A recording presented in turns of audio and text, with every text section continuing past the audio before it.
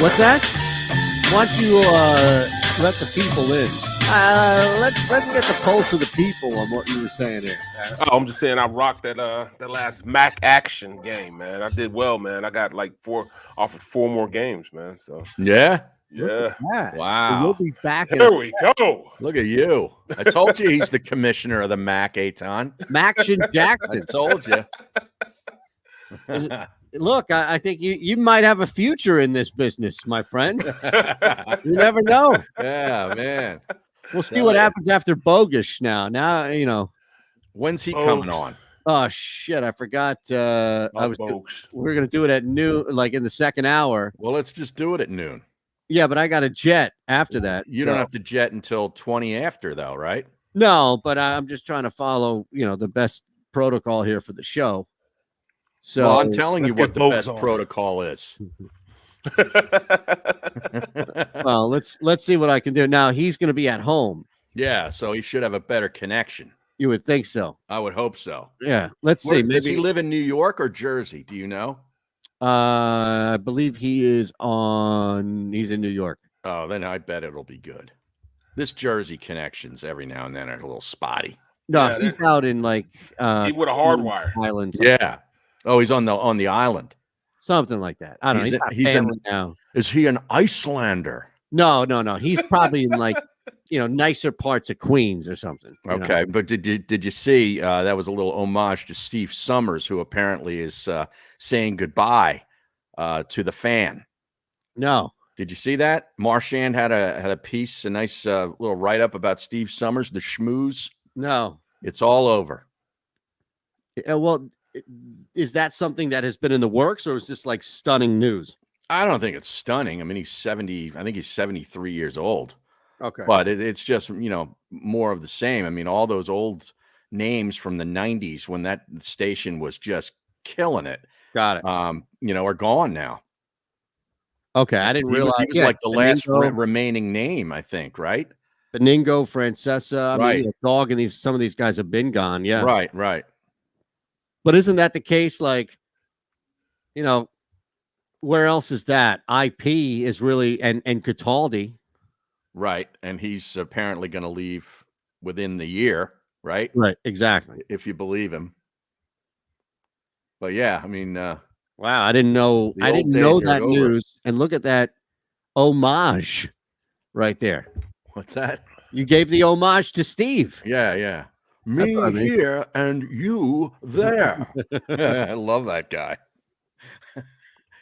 The New York Metropolitans, he'd call them the Metropolitans, which is their real name. The Knickerbockers, he'd always say that full name. He was very unique, that guy. He would write out his monologues to start his show on like a legal pad, sort of like Ray Didinger. He'd have the legal pads like Ray Diddy. Yeah. Oh, yeah. Mm-hmm. So everything, everything just, plotted out, huh? Yep. Scripted. No, he was. I did updates up there for a brief amount of time, and it was always later. And my first update shifts, meaning the first update of the shift, every now and again were his show ending, so I get a chance to talk to him, and he's as funny and as cool as it is. Some of these guys, just because we've in the same way now, we do shows and we host it all. You don't know if you want to talk to them, talk their ear off. You're in there to do an update. Right. So some of these guys, they just, don't say anything. I let them talk to me first, but they were all really nice. Mm-hmm. And Summers was just funny. He would just be telling jokes and cracking with the producer and like it was nothing. So I was like, all right, I didn't know there was a protocol to that, man. I just talk to everybody, period, man. So do I in a sense, but it's also like it's I don't know, it's like temperature of the room, right? So there are times in which, so for example, this morning I was on with Mike and Alex, right? And ahead of time, I don't know what they're doing. I don't know who's in their ear. I don't know what they're coming out of. I don't know what they're going into after me. So if they're talking a ton to the producer, or if it's like, all right, we got to do this, okay, listening like that, I don't just barge in there and be like, yo, what's up, Jarek? And shit like that. But Well, that's the thing, though. I mean, I've been told by people that it's a pain in the ass because I'm there for only 5 minutes, and they're there trying to still do the show, and they go directly from me to somewhere else. They don't always go to a break by any means. Right. So that's all I'm saying is like cognizant of it. So, but remember you guys be on. Yeah, you guys used to be on, and I'd be on like, I'd be on after you guys. And I would just come in and just jump on the mic with you guys, just start talking. Well, yeah, radio I think is different. Right. Right. Like radio I think is completely different because the producer for a radio show, for the most part, is kind of just there and is more of a technical producer. But as you know, like you have an IFB in your ear, Barrett. Like you have people talking to you, and if you don't know where you're going the next segment, and I'm there for 3 minutes and I'm talking your ear off about, hey man, Harry, we should do this on Monday. You're gonna be like, hey, Shan, shut up for a sec. I got I'm in break. I'm trying to figure out what I'm doing in the next segment here. Exactly. That's what I mean. Yeah. Radio, Harry would welcome you into the radio. Right. So less for him to say. Exactly right. That's exactly right. You just come over and have a seat. Right. Exactly. You're the transition today. Yeah. I don't have a whole lot to say most days. Just make the most of it here. Exactly. Now, what do you make of the point spread now at 2.5? What is that? What is that? Moved Explain from that to me. 2.5 to 3 back to 2.5. This was at 2.5 initially. Mm-hmm. I know. That's Eagles fans again. Well, moving the mark. Is that just sharps playing with a key number? I think there's a possibility of that. Yeah. I also this is a very disrespectful line to Denver. They've got a winning record. Well, they have a lot of injuries though. Yeah, the 3 in their offensive line, but everybody didn't all of a sudden get hurt, right? How many guys are out from last week? I don't know. I'm asking how many guys are out from last week. I know that they're down 3 offensive linemen. But they're getting back all their receiver weapons. Well, not Hamler, not the kid from Penn State. He's gone. Hamler, yeah, he's gone for the year. He's threat. Yeah. What did he do? He tore ACL, I believe. Wow. Didn't know that. Mm-hmm. But they still got some guys out there. Cortland Sutherland. Yeah. Jerry Judy's back. Jerry Judy. Yeah. And now Fant, what's his situation? I know he's banged up a little bit. Well, he had COVID. Oh, is that what it was? Yeah, he had COVID. Oh, okay. All right. So we believe he to be back, right? Because OG, I forget his name. He's got a long name. Yeah, I can't even pronounce that guy's name. Right. Yeah. You remember who that is? Let's just call him the OG. Yeah, I think. Yeah. OKWE. Well, no, we can't call him OG because that's OG Anunoby. Oh, okay. Anunoby. Isn't that a different sport? Well, yeah, but I don't want people to be confused. Oh. Go full burn on them. I mean, Anunoby. Is it Okwag Banan? Okwag Banan. OKWUEG. Okay, correct. BUNAM. Sounds like Albert, you're speaking another language. Well, that's what he does. Okwag Banog. Yeah. Not Nicki Minogue. No. Or Nicki Minaj. Or either of them. Or Kylie Minogue. Right? Remember? No. What genre of entertainment is she from? She's a singer from Australia, I believe. Kylie Minogue. How would we have even known her? She had a couple of hits back in the day. A couple of hits? She's all hitsed out? Okay. Yeah, a couple of hits. She's all hits out. I thought was the only one out. Now, what did you think of Odell Beckham Jr. choosing the Rams over the Packers? Picture that. A one-year deal. Did he have the choice? Well, I think he wanted to go to Green Bay, was what everybody was saying, right? Well, that's the thing, though. Like, do we know that he went to, or Green Bay went to him and said, "We want you," and he said, "No, I'd rather go to the Rams"? Or did Green Bay say, like everybody else? I don't know that Green Bay said anything, which bothers me. If I'm Aaron Rodgers, I'm pissed off. Well, yeah, if you have a futures ticket that's going to pay out $8,000, we're pissed off. Yeah, absolutely. I am upset. I'm visibly upset. I think you're right. Okay. I mean, that's. But look, I mean, who wouldn't want to go there? You talking about one of the best defenses in the league. Well, if they don't win the Super Bowl or at least get to the Super Bowl, what a failure! No, they're going to win the Super Bowl. They're going to win it. McVay's got a lot on the line here because if they somehow don't get there or don't win it, he's going to look bad because this roster's like a Pro Bowl team. You know, but see, sometimes that works. Now, obviously, look what happened to the Washington football team back in the day when they had everybody. Yeah, but those guys Dion. were cooked though. Well, Those guys were beyond their prime. Right. You know, Sanders and Smith. Yeah, Bruce Smith. I mean, he was just hanging on for those guys would just go there for a check because they knew they could bilk the owner out of a couple $1 million. Right. Was Shanahan the head coach then? No, Schottenheimer. Marty Schottenheimer. Right, that's right. And he got fired. Started the season 0-5. They ended up 8-8, and they fired him after 1 year. Unbelievable. Yeah. He was all sauced up off that eggnog.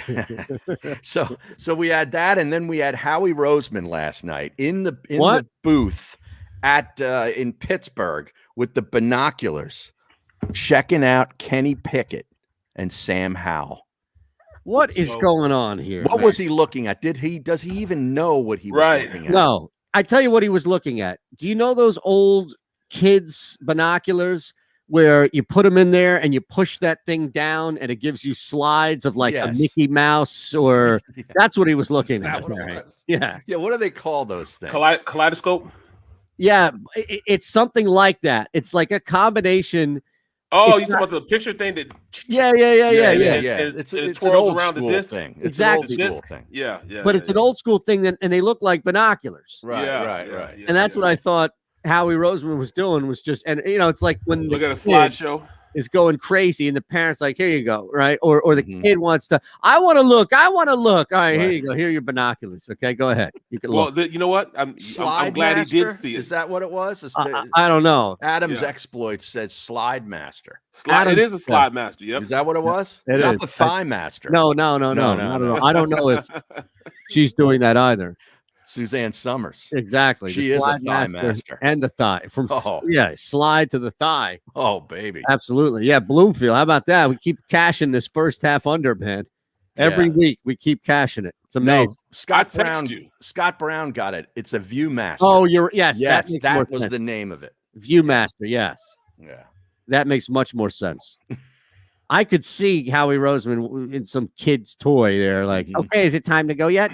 Right. Is it time to go yet? Real talk, man. Real talk. I'm glad he did go and see that game because now he sees that neither one of those guys are worth a top 10 No, he doesn't. pick. No, yeah, right. He doesn't know. He's salivating over Kenny Pickett. Why? Or the owner is, and he's there to do the bidding. Yep. That's why though? Lurie via proxy there because he wants to sling the rock. Well, but neither one of them looked good doing that. Neither one of them did. Well, they look better than the guy he's got. That's all that comes down to.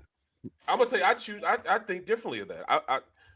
If I was looking at the same game he was looking at, and I was watching the game also. Yeah, but you're not looking at the same game he's looking at. You're looking at it as a real football guy, not him. Right. That's the whole problem. That's our issue. He can't possibly say that what he saw out there is better than what he has right now. Neither one of those two will be. They're going to be the next, guy off the bench type of players. They're not a guy that's going to come in and just start instantly, play instantly. Right. Both of those guys have a lot of work to do before they become a starter. To me, both of them look like a Trent Dilfer type of player. Wow. You know what I'm saying? A starter, but not anybody's going to, give you anything going into. Now, they might win a Super Bowl, but you got to have a dominant defense if you do that. Why you got to do Trent Dilfer like that? Well, I mean, Trent Dilfer is what he is. I mean, he can say the same thing about me. I was a sixth man. I should have won a trophy for that. Sixth man of the year. He's a high school football coach now. Trent is? Yeah. He quit TV? Yeah, either that or it quit him. I'm not sure which, but he's the head of some academy, some private high school down in Nashville, Tennessee's football program. You know what? I did see that. Yeah. They're pretty good too. They got mad at him for getting mad at the kids and cussing the kids out. He went like, old school, like Woody Hayes. That's right. Yeah. Yeah. I was just like that pic right out there. I mean that video out there of the Texas coach that went out like that. I mean he just went ape crazy on them. Called them MFers and everything. You know, almost to Like the point he was Washburn? almost crying. When was Yeah. this? Last week. Texas football coach did. Yeah. High school. No, college. Texas, the Longhorns. Sarkeesian? No, another coach. Oh, okay. Another coach did. Which coach was that? Let me check. I don't know which one. Because it wasn't Sark. He better It wasn't figure. Sark, no. He better figure out a way to get Arch Manning there, or his tenure will be short too. No question. Yeah, that's true. Yeah. Are a lot of people, have you heard much about people going out to Denver? Is this like not a destination spot? What, fans? Yeah. Well, I know the Green Legion is out there, so they'll have a couple hundred or 1,000 people out there. Yeah. Kay, are they bringing 1,000 people out? Quimby and that crew? I don't Yeah. know. I They're mean, maniacs, Hollis? man. is Hollis part of that? Hollis, so. yeah, he does Yep. work with them. Yeah. Yep. Are they making snow this early? I don't know. Do you need to make warm. snow out there this early? Well, yeah, I would think so. Look, I mean, you're at the top of a mountain. That's one thing, right? Because it's going to snow consistently. But if you're not getting much at all and it's really nice out across the board, I know they got one big dump earlier, but it's been seasonably warm, right? Hasn't maybe unseasonably warm is the better way to put it, I right? don't know what. Don't ask me. Ask Joey B. Well, I'm just saying, No. from that standpoint alone, you definitely have a lot, I think, from. Look, I'm just asking, like Green Legion, right? That's a crew of people going. Do we know Right. of other big crews of people going? I don't know. I think Denver would be one of the destinations. You only Right. they only go there every couple of years, like every Right. 8 years. Yeah, see, Denver's dry and warm. You take on them. You take them every 3 or 4 years, but then it's home and away. So that's a rare trip. I think that'd be a pretty cool destination. That's Yeah, rare absolutely. air. But here's the thing, though. It's kind of like, resorts are going to be open. I don't have any doubt that you could go to Vail and go up a chairlift. Mhm. But are you going up on a chairlift where, all right, so 8,000 feet and above, a lot of snow. And that's the thing where you, depending on the altitude of the mountain you're going to ski or snowboard at, you're going to get snow, right? That's what I'm saying. Like Vail, other places, you're going to get snow. But is it enough to where it's a dump versus are you going to get the mix every now and again? Now, it's never going to be as bad as the East Coast. The East Coast is atrocious. Yeah. But are you going to get, you go out in the middle of November to go ski and snowboard. Yeah, I don't think you're getting 6 feet of fresh powder. That's what I'm asking. Yeah, Exactly. yeah. That's what I'm asking. Yeah. Yeah. The Look, the only powder you're getting this time of year in Vail is on a coffee table. correct. You know what I'm saying? Yeah. No, I used to make that drive all the time in from Denver to name your mountain. Yeah. And it's definitely worth the drive, depending on where you can fly into, first and foremost. But Denver was always the cheapest and easiest. So I imagine that if people are going for a longer weekend, the game's on Sunday. Yeah. You fly out Friday sometime during the day, you're going to pick up hours anyway by the time you get to Denver. Mm-hmm. Yep. That gives you a day and a half to go out and snowboard, ski, do whatever the hell you want. A lot of big lines this weekend. Where, at Arapahoe Basin? No, on the board. Oh, I thought you meant like as far as getting on lifts. No. Got a 10 point Arapahoe. line in the Indianapolis game. You got a 9-point line in the Dallas game. 12 for Buffalo, 9.5 Tampa Bay, 8.5 Pittsburgh, Yeah. 10 Arizona. That's quite a few big numbers. A lot of blowouts. That means Yeah. there'll be a lot of sick hearts. I What you I said? mean, I think if you're going to do something with that, you would tease Dallas and Pittsburgh would be the two teams tease that them down. yeah. Yeah. Now you could add a third one there. I don't think you get too crazy if you add a third one by any means, right? Right. Like maybe Arizona or Yeah, what do you make- Indianapolis over Jacksonville. Yeah, you bring them down to 3. Jags, I don't know what to make of Jacksonville. I don't think that they win the game, but I think it's too easy to expect, oh, they had a big win, they're going to let down, they're going to get blown out. It's the Colts. They're not a fantastic football team. It's a divisional game. I could see that game being somewhat tight. 10 points is a lot to cover a line by. How about last night's game? How ugly was that? I'm glad you guys watched it. Oh, yeah. Yes, I did. Oh, man. I was going back and forth. Me too. That college game was nowhere close to that 73. That was an easy one. But the last night, I think it's, we talk about this a lot, and that's where I slide this first half bet in all the time. But these short weeks are killing the good road teams. Tampa was the only squad against of all teams, the Philadelphia Eagles, right? Yeah. That it didn't matter much. But we see this now where, like, you're either struggling to get a win or you're straight up losing. Yep. Yeah, and the big fat guy touchdown evidently didn't count, right? They called that back. And that's a travesty, man. Every time we get a touchdown, you got to count that, man. He had the ball extended over the goal line, and then he lands right on his head, and then it's nullified. What was the penalty that called that back? He wasn't eligible. Oh, okay. Yeah, I mean, it's like, somebody breaking the rules and then being like a crowd favorite. Oh, give him the trophy. He just came into the race late. He cut 2 miles off the finish. Remember, didn't somebody try that in a marathon? Oh yeah, it happens all the time. Yeah. Remember, we did a story. Some like 60 or 70-year-old person came in and won a marathon, and they were all amazed. Oh my God, it's a fantastic feat. Nobody ever thought to think like he was driven 20 miles in a car. And then there's clips of this person like jumping in at like the second to last mile or something. Right. It's insanity right there. No, it's ridiculous. Hey, if you ain't cheating, you ain't trying. Right. I mean, it helped out New England for a long time. It helped them out tremendously. Here's maybe your third team, Eytan. Buffalo off of that loss.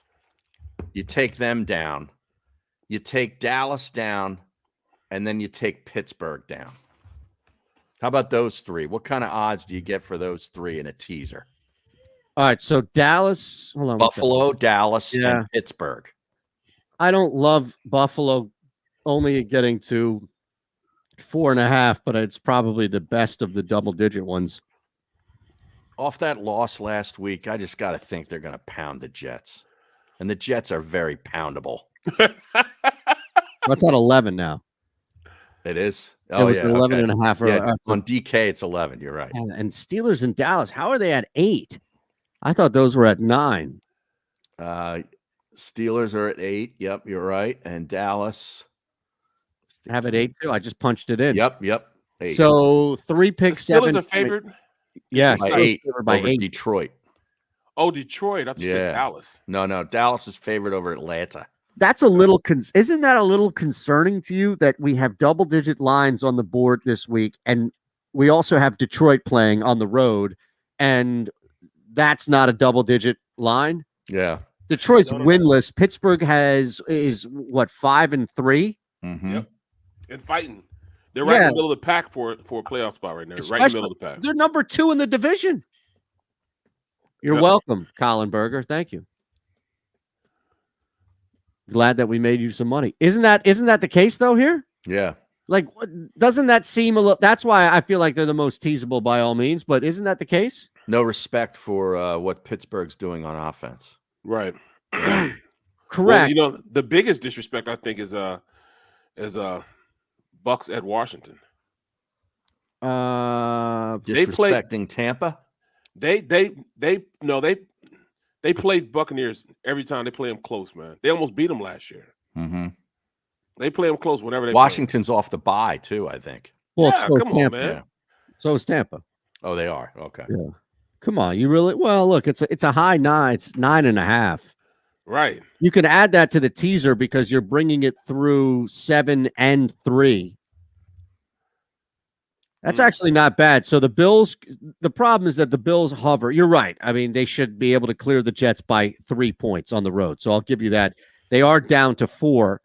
Cowboys are down to 1. Steelers are down to 1. These are essentially pick'ems here. So ask yourself, does Atlanta beat Dallas in Dallas for the second straight week? No. No. Is the Steelers team the first team to lose to Detroit? No.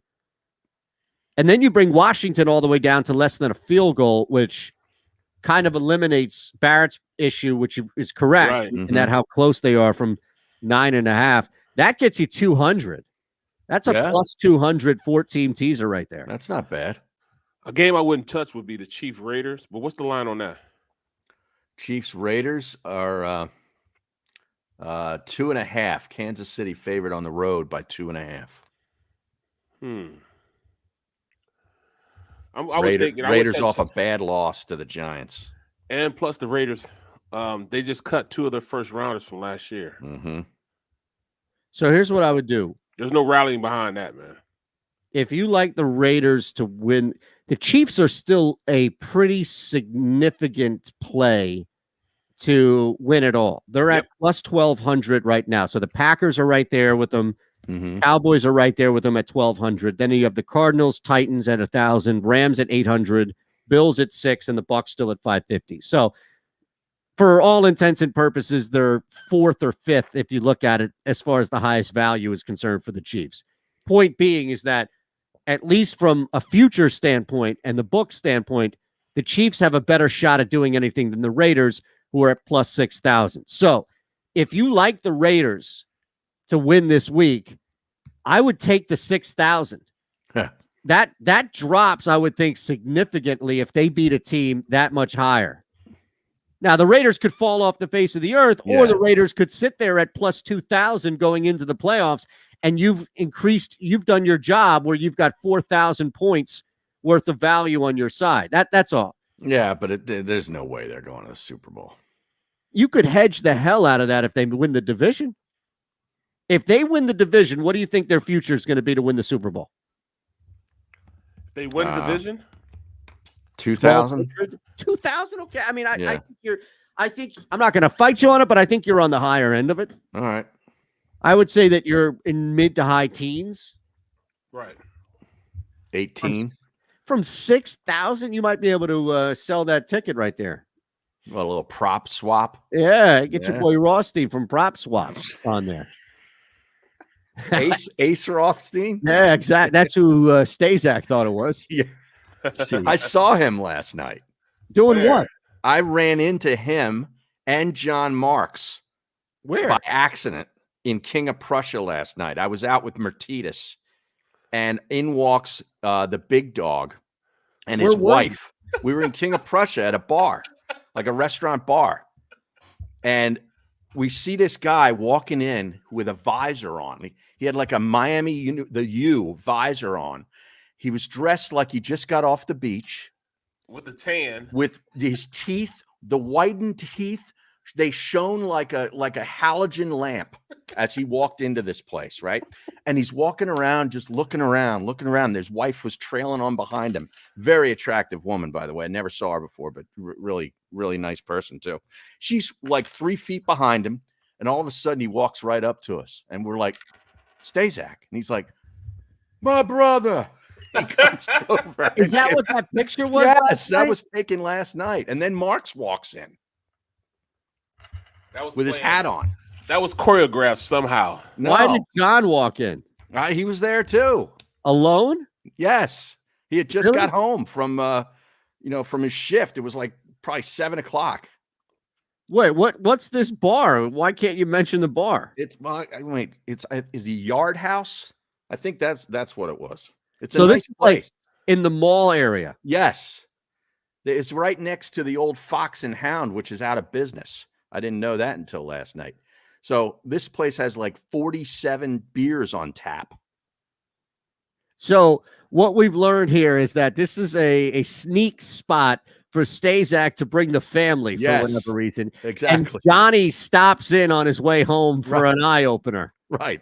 Stazak was at Bahama Breeze before this, and then solid came over to here. Right there. Yeah, that's a very big Stazak joint, the Bahama Breeze. Absolutely. He fits right in. Exactly. Hey, take the grouper, man. Yo, bro.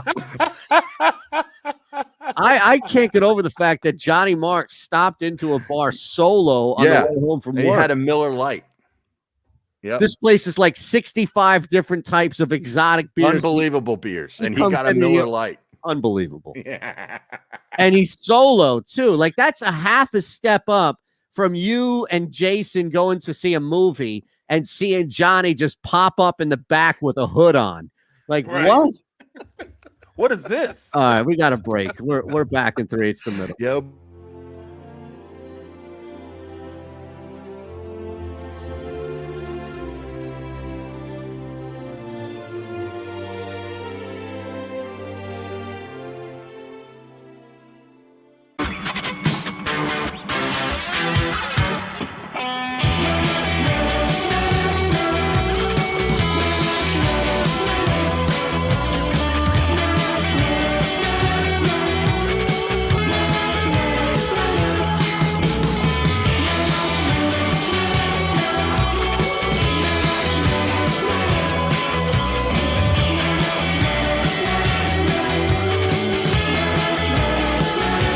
At Stateside Vodka, every new customer gets the world's best rocks glass, free. What's that? A rocks glass? You're telling me that bottle is cut in half? You could say that. Holy shit. And you're telling me I can get one of these glasses for free? That's right. One free rocks glass per customer with each first-time purchase of Stateside Vodka. So good, it just disappears.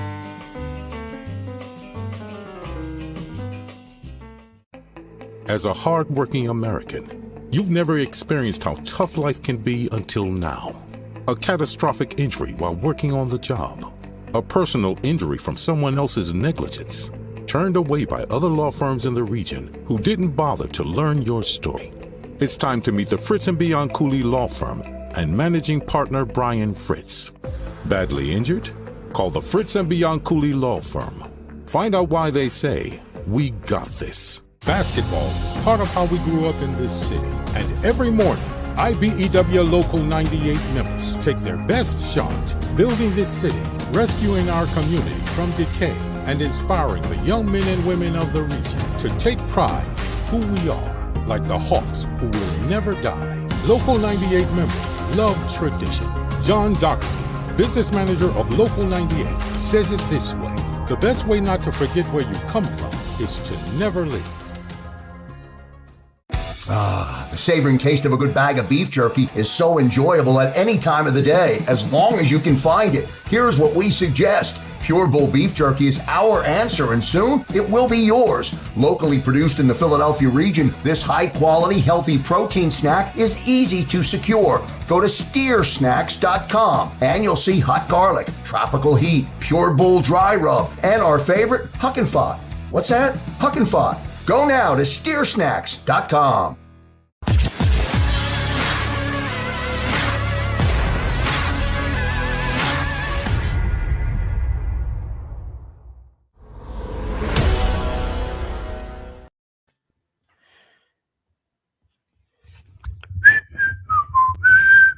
Wow. What happened? There it is. I thought you were listening. Did we start the show with that music today? I forget. Oh, yeah. Yeah.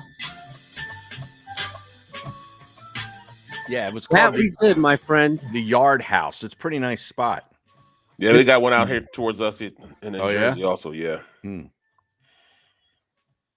I was told that everybody like starts there, and then as the night gets later, it clears out and everybody goes over to like City Works or something in King of Prussia, like right down the street.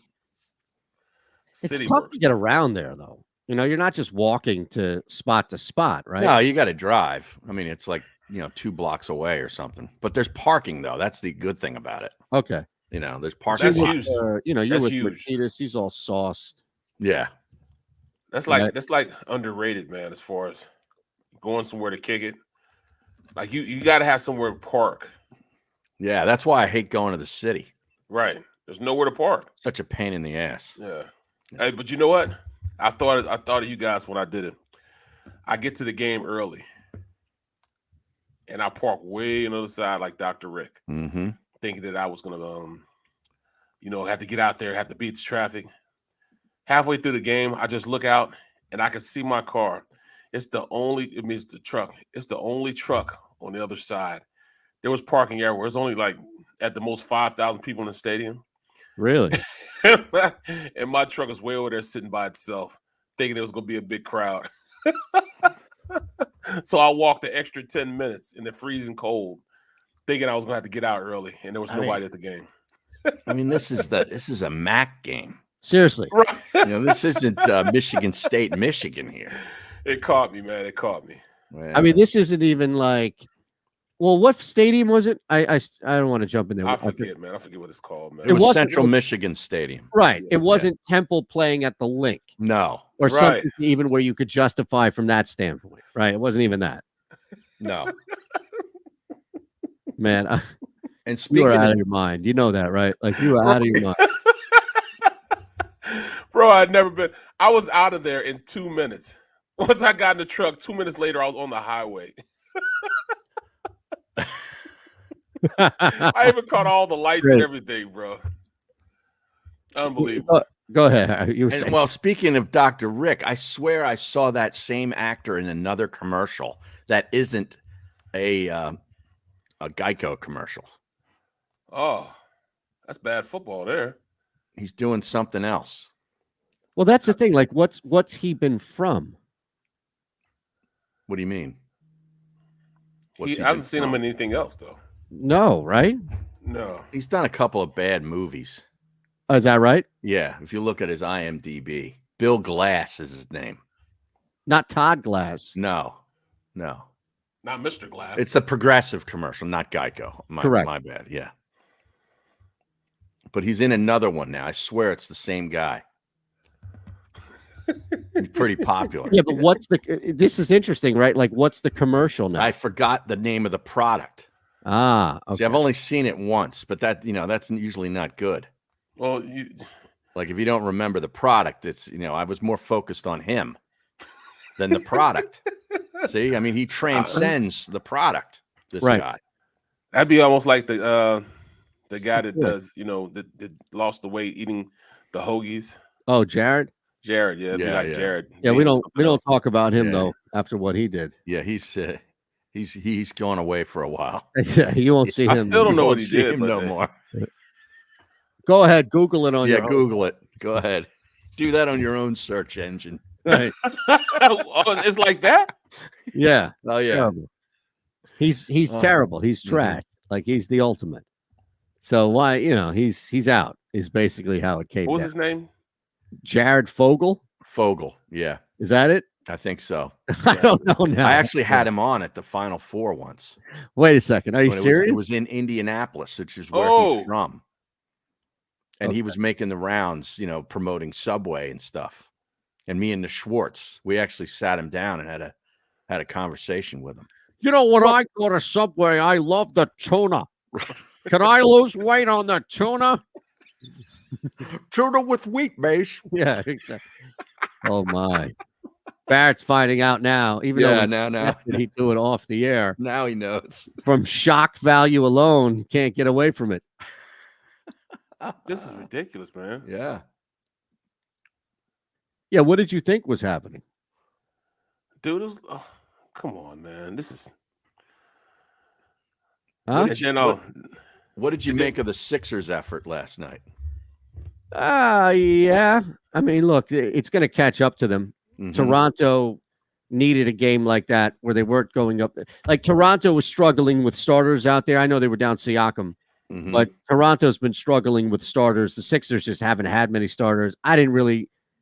I wasn't putting a ton on Tobias Harris's shoulders. First time back from COVID. Apparently, according to Doc and others, he really was sick.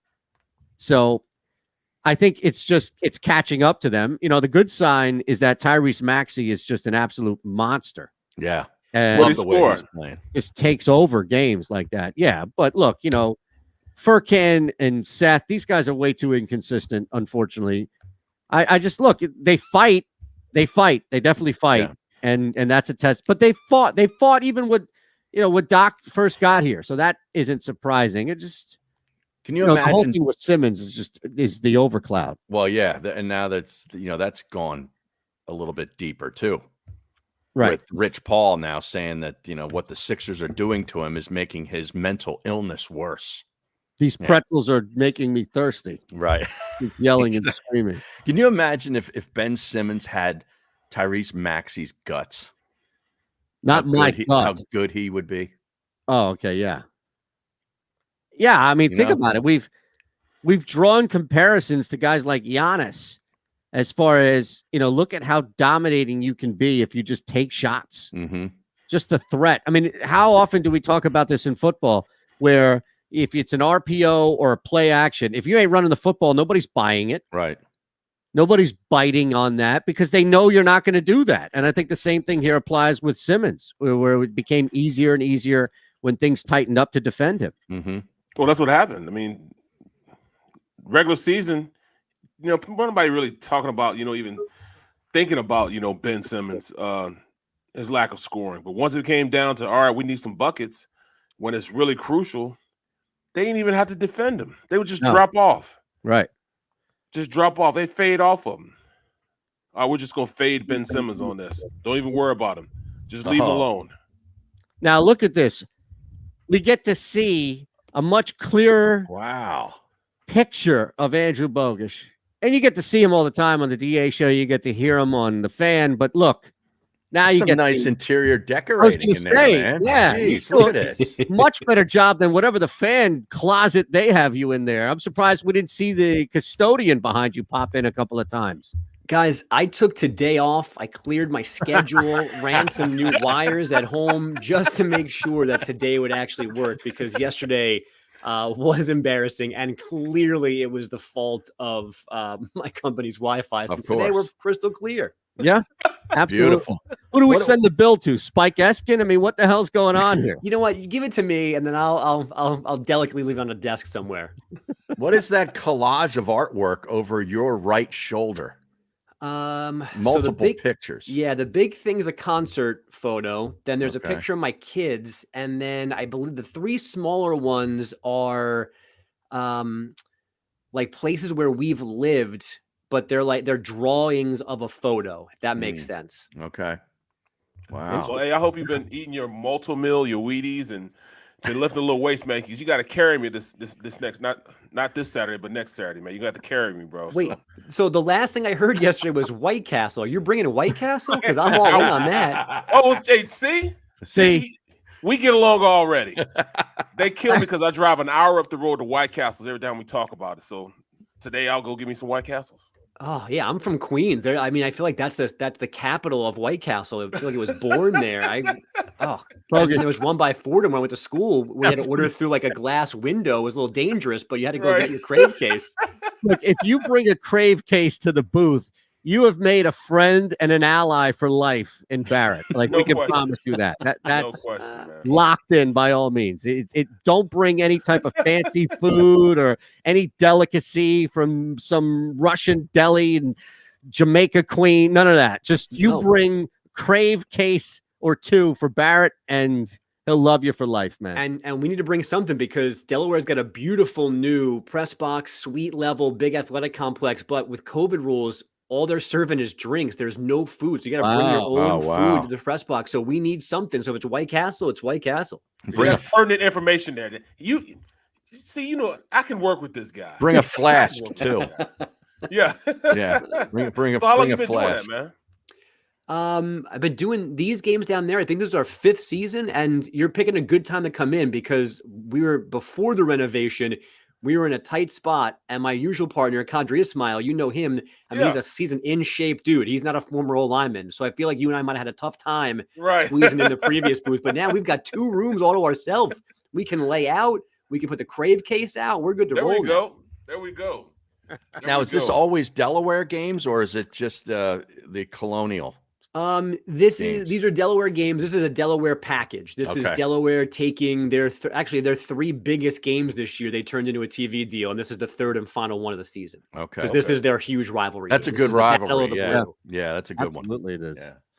By all means, I can't wait, man. What happened to Quadri, man? I mean, I'm taking this game, huh? I think. Well, you haven't Wally pipped anybody yet. All right. Kadri's kid plays for Villanova, so I think for the sake of objectivity and him not screaming either happy or angrily on the air, I think he's just going to be a fan next weekend. Okay. Wait, All right, is cool, that something that was? And I don't want to get you in trouble, but I still am going to ask the question. Was that something that was mandated, or was that his own decision to do that? No. This is 100% Kadri. Okay. I don't even know that anybody put 2 and 2 together. I think he just wanted to, and I'm having fun with him in terms of like yelling and screaming. Sure. I just think he wanted to make sure that he could watch his son play as opposed to having to work around the game. Well, Right, see, that's so- the problem. See, I will. I'm going there and I might yell about his son. You know what I'm saying? So, I got to make sure I look at that. All right. Well, I'm just saying too that this was slapped together here because we were surprised that Barrett was even working for SNY, doing a game for SNY, because that's out of the norm. And he was like, "Yeah, I got it." And then he starts to go through, because we're always curious about who he's working with in the event that we may happen to know the name, or in this case, know the body. So he starts to look at the name and goes through Andrew and like, Bogish? Really? And then oh, this is great. The fact that you two are going to be working together. We're trying, and I don't think it's going to happen. So I'm going to let cat out of the bag, because we were trying to do this and really have Barrett have a seasoned impersonation of Russo ready to go for you, to hit you out of nowhere, to where the camera's on both of you and you pass it to Brooks, and he just hits you out of nowhere with the fill in the blank phrase. Just That to see Ismail your kid. reaction. Ismail, he ran 8 miles. Yeah. 8 miles. And you got to finish it off. Give me your thoughts there. Go ahead. Fire away. Yeah, and see that Harry's right. The hand and the look away, it's half voice, half body. If you're not doing all of the moves, you're not doing the full Russo. Right. Yeah. Full Russo. Yeah. Right. Yeah, you are as seasoned of a veteran at that place as anybody. You've done shows to updates and been in around all the different channels there. And I tell these guys, as far as the time that you and I and countless of other people, that newsroom, you look back at it at one point. I mean, we'd have 4 or 5 bodies all in that same room. You, me, Lance Meadow, Termini. Yeah. My goodness, we drove people nuts. I'm sure I drove you crazy as well. Well, and I believe they've actually finally outgrown that room. It was never big enough for us, but I do think they have a different newsroom, which is actually a little sad, because that room became like a horrible shrine to satellite sports radio, because there were media guides everywhere, pizza boxes, people who were sleeping after a shift or before a shift or during a shift, and got yelling for cuts. Where's this? The random Russo drop in to do his thing right in front of us. I mean, that place was magical and terrible simultaneously. You know, I had to convince these guys, they didn't believe it, that I could be a little bit of a pain in the ass back then. And that's, you know, maybe you would. No way. But you know what? Were you a pain in the ass? No. But did you maybe one of those guys falling asleep in the room? I think that might have happened once or twice. I'm working 3 shifts. I'm working 3 shifts, Bogus. I got to fill 5 hours, Stevie. Yeah, that was rough, man. I just have, I tell our producer, our exec guy at the time, like, just load me up on shifts. I'd go out there, I'd crash like an hour and a half in the car, come back.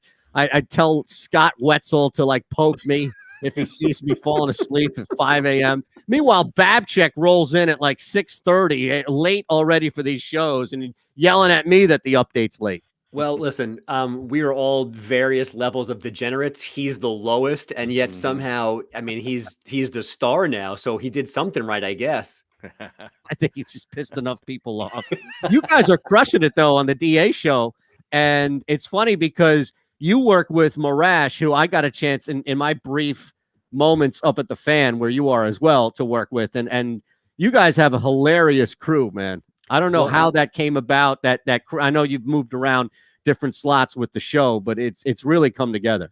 Well, I appreciate you saying that. I'm a huge fan of DA. I think he's a genius. He's been doing this for a long time over the country, and he's the perfect little puppet master for all of us, and pushing and pulling and prodding, and on top of just being a good sports host, broadcaster, whatever you want to call it. The joke is I've survived now. I've been with the network from the very beginning, which was the end of 2012, beginning of 2013. And we've had like 19 different morning shows, but I have always been there. I'm like the morning anchor cockroach you can't kill, with all the different shows coming and going. So they did the heavy lifting, moving from 2 to 6 a.m. They started at 2 a.m., 2 to 6 a.m. Then they went to 6 to 10 p.m. Then they came to 9 to noon, and now they're 6 to 10. So they were crushing it, and I'm just happy to kind of tag along here and be a tiny part of the group. What do you make of the final schmooze? Steve Summers stepping away. You know, it's bittersweet. It's weird because I'm not like, it's so disconnected. Like I'm in the building from 4:30 in the morning, 5 in the morning until like 1. I don't remember and then obviously because of COVID, but even before that, I don't know the last time I saw Steve like in person. And like, that's part of the bad thing of being at the Fan and being in the morning is that every day part is so different and so broken up. Like I wish I knew Steve better. I wish I had a chance to actually work directly with him. But I mean, you know, it's a little crazy now that, you know, Boomer's obviously been there for a long time and Craig is back. But, you know, the voices that I heard growing up as a New Yorker, I mean, once Steve's gone, they're really kind of all gone. And it's a completely different WFAN. It's certainly going to be a different time. Absolutely, man. I know you got a jet in a couple of minutes. What's the biggest thing people are talking about in one isolated topic locally up there? We're always curious how much the Giants influence or infiltrate the conversation. Both teams are not really great now. Yeah. And I don't know if, the Knicks, on the other hand, although they nearly came back against the Bucks, I don't know if that is people still riding that. Kyrie Irving, people upset at Kyrie still. Yeah, I mean, Kyrie came back up because of Aaron Rodgers. That kind of people started, were making Rodgers, Kyrie comparisons, good or bad. The individual teams have some juice the morning after something like that. The Knicks with Tibbs not benching the starters for a quarter and a half and like that'll play for the next day. But football matters now. I mean, that's all everybody cares about. You could do just a show Giants and Jets here the entire time, especially with, we're in the middle of the throes of Mike White. Well, it's not Linsanity yet, but if he plays again this weekend, I mean, I don't know what's going to happen then on Monday here because Jet fans are giddy and simultaneously, about to be heartbroken that they picked Zach Wilson for no reason because they had Mike White sitting there behind him anyway, and he's already better than him. It's just, So football always wins. So I was a firm believer, that Wilson was not the second best quarterback in that group. In fact, I thought he was actually, probably around about the 5th best quarterback. But I mean, is there any way that White can just take things over since it's so earlier than in Wilson's career? You think? I mean, I can't imagine. Like, I'm a big kind of like, what's the right word? Like pedigree guy. Like, there's a reason why Mike White went to Western Kentucky, right? And why we didn't know who he was until 3 weeks ago. So I feel, and especially it happens, I think, more with backup quarterbacks, number 2 quarterbacks. Like, he may play well again this weekend, but I don't think that Mike White is your starter for the next decade. I think Zach Wilson might be. I'm probably with you that I would have taken Justin Fields. I probably would have done a Trey Lance gamble before Zach Wilson too. Yep. So I get all of the warts on his game, but I think you have to know what Zach Wilson is because you just used such a high pick on him. So it was not great the first 4 or 5 games, but at some point he's got to get back out there and he's got to play 5, 6, 7, 8 weeks in a row so they know what he is.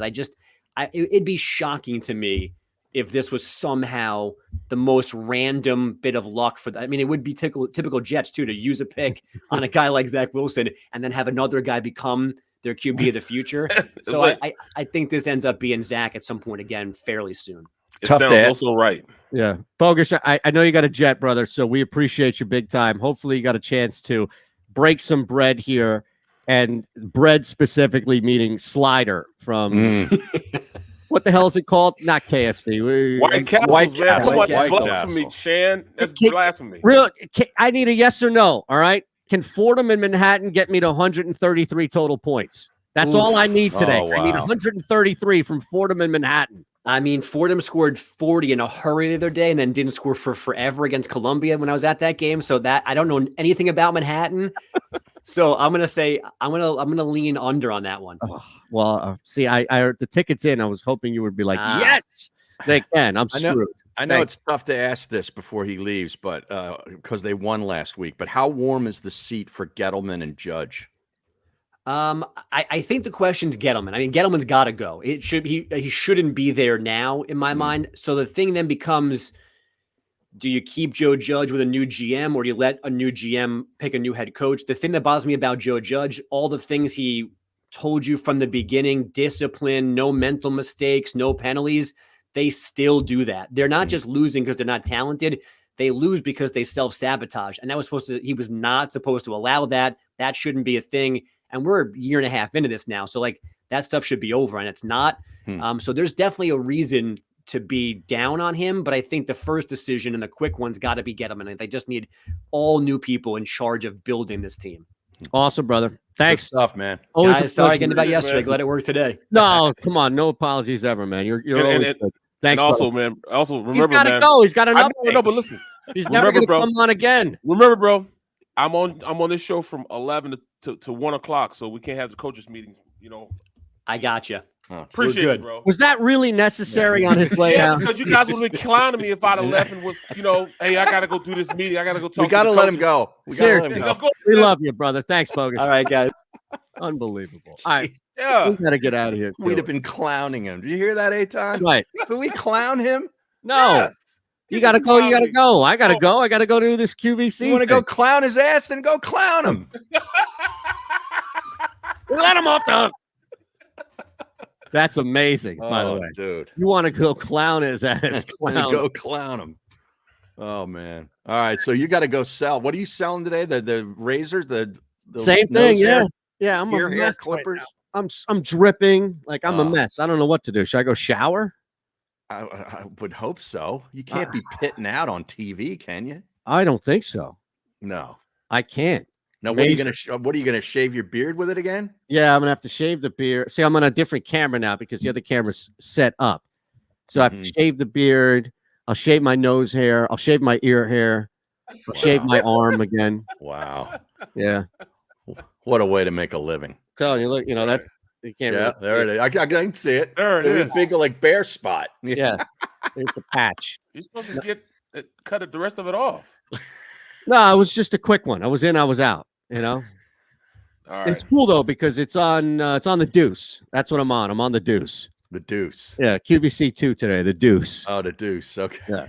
So well, I'm sure Bloomfield and company in Shelton. Why? I'm not giving out any bets. You got to give a parlay while you shave your arm hair. On my way out. Yeah. Well, no. What did we decide on? Buffalo, Pittsburgh, Dallas, and who was the fourth one? Tampa. Right? Yeah, I think. And Tampa it's plus 200. I think it could work. Yeah. Yeah, that's all right. Awesome. So you guys, now, did you get Ellis on, or is that an old text? That's an old text. Oh, okay. Yeah. Barrett, man, you ready to go? Oh, I tell you, Bogus is going to bring you White Castle. I have a very strong inkling to that. Wow, that's amazing. He loves White Castle. Wow. Yeah, that's why we're gonna get along. Great it's dude. a Fordham staple up there. We're gonna call a great game because of that. You know what I mean? How about great Fordham game against Manhattan? What, in basketball? Is that what? Yeah. Jesus. Where did that come from? You just the pulled it out your Manhattan ass. Jaspers? Well, he went to Fordham. He's a Fordham alum. Right. Yeah, and they're taking on He did say Manhattan. he was at the game. Yeah. That's a nice gym they got up there, the Rose Hill Gym. Is that right? I saw a game. I saw Temple play there because they used to be in the same conference when they were in Atlantic 10. Yep. Okay. And Shan, we you went up know- there to the Bronx. That's a nice spot. Shan, you notice Harry knows a lot of stuff about like stuff that I wouldn't even necessarily think about. Mm-hmm. I mean, who's been in that stadium before, or the barn before, man? Bogus. Yeah, bogus. Yeah. You now know two people who have been up Exactly. there. Crazy. Yeah, you know, you got to give yourself more credit. That's right. All right. So I have the Broncos covering this game. Yeah. I have them winning by 4, 30-26. And you guys were supposed to, give me some more information on this game because I got to write my prediction still. So Broncos are down 3 offensive linemen. That should help you. Mm-hmm. There we go. You want to make an argument for the Eagles? Do that. Slay's out, though. Yeah. Yep. That's going to be a problem. That's a huge issue. Yeah. All right, so I'll see you guys Monday. Now, anything else you want to get out with me before I get out of here? Good luck. Well, thank you. I appreciate it. I'm nervous. So You are? Yeah, He always is. He's always nervous to do that. Why? He's never nervous to be around us. No, I'm not. I'm not nervous to be around Mike and Alex in the morning. Like I'm not, because I don't know why. I think it's still new to me, and it's not like I'm working my way up here like I have in other businesses like TV, sports, or radio, where producer to this to that. This is like I've been thrown out there. So everything is riding on my 8 or 9 minutes that I'm on there with not much of a history of doing it. Okay. Right. Like Barrett, you had the benefit, like we've had the benefit of producing, being in the truck, seeing our broadcast go, being thrown out. Like that first time, there was a lot of shit I had no idea was going on until I was thrown out there in there. Right. So I'm pitting already, man. Wow. Not Kyle Pitts. All right, I'll see you guys. We're back in 3.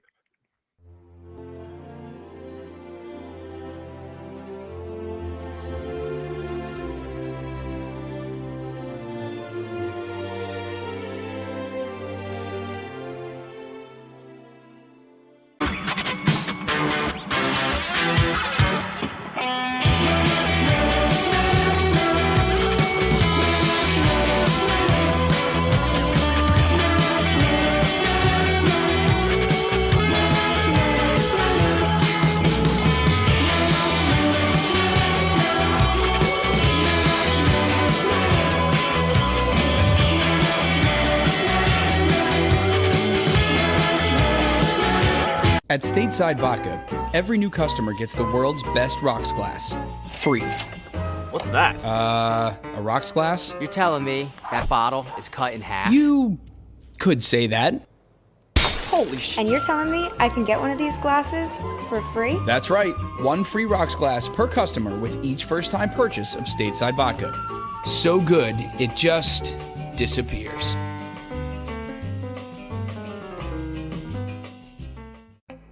As a hard-working American, you've never experienced how tough life can be until now. A catastrophic injury while working on the job. A personal injury from someone else's negligence.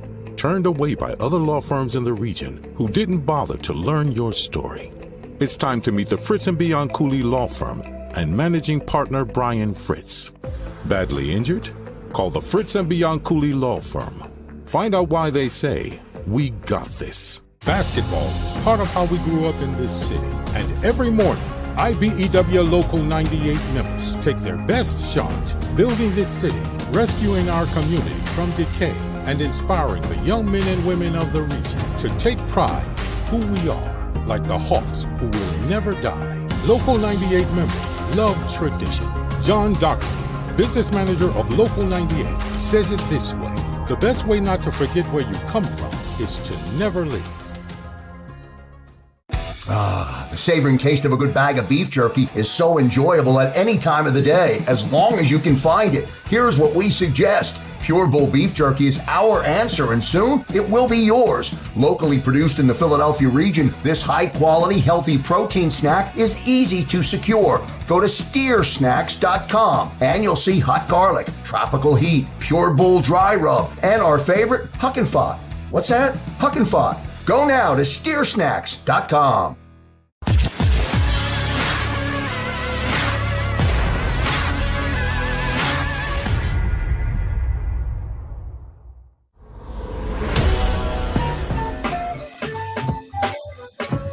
Hour number 2 of the middle on a football Friday, week 10 already, Barrett Brooks. It's hard to believe. We spend all year waiting for football season to start, and then the preseason starts, and then we realize that the preseason sucks. Let's get the regular season here. And then we realize that the first 4 weeks of the regular season are essentially garbage too. And now here we are in week 10 already. And we're just starting to figure out what the Philadelphia Eagles are as a football team, at least on the offensive side of the ball. Well, you know what? They have an identity, and it's an identity they can stick to. They can run the ball. I mean, I've said it 1,000 times. When you have a left side, 6'8", 380, 6'6", 360. You should run the ball. Period, point blank. When they That's had run the ball, 740 pounds a man right there. exactly. Yeah. So, just get that inertia going in one direction. You can't stop it. But the thing is, when they pass block, they have a couple problems, and it was very evident in the Raiders game. But they do have that ability to run the ball. And because of that, you can open your playbook out. You can open up the offense. You look at, play action. Now, this is what we got to talk about, the evolution of Nick Sirianni. Not necessarily Jalen Hurts, but it's the evolution of Nick Sirianni. He's got to take what he now sees as a strength, and that's running the ball, and add to it. Since you're running the ball out of 13 personnel, 1 running back, 3 tight ends. Since you had some success with 12 personnel, 1 running back, 2 tight ends. You now have to have plays that come off of that personnel package, that come off the run action that you have. Now you can throw the ball down the field because now teams are concerned about your running game. So when you can, run the ball consistently and they can't stop it, they have to allocate another defender inside the box. So when they put that safety in the box, it's going to open up on the outside. Right. Now, we know that Smith can go out there and really alter coverage. They're going to try to bracket coverage him. He has become Jalen Hurts' favorite. So they're going to do something to stop that. But what you can do is implement Tyree Jackson, tight end, former quarterback, and Dallas Goedert in the passing game. You can use them as potentially tools to play action. And both of those guys can catch. Both of those guys can run good routes. The only thing is, if you don't have something after that run, after that run play, it's really all for naught because you make yourself once again one-dimensional, and you can't do that. They used to be one-dimensional as far as passing the ball all the time. You also can't be one-dimensional as far as running all the time because what if you do get caught down, or you got to come back? You have to have the ability to come off of those plays and what you have on the run game. They have to. So this is Nick Sirianni. I want to see what he can do. Yeah, it reminds me when I went to see Penn State take on Miami years ago when the Hurricanes had an unbelievable team in 2001 with Clinton Portis as the running back.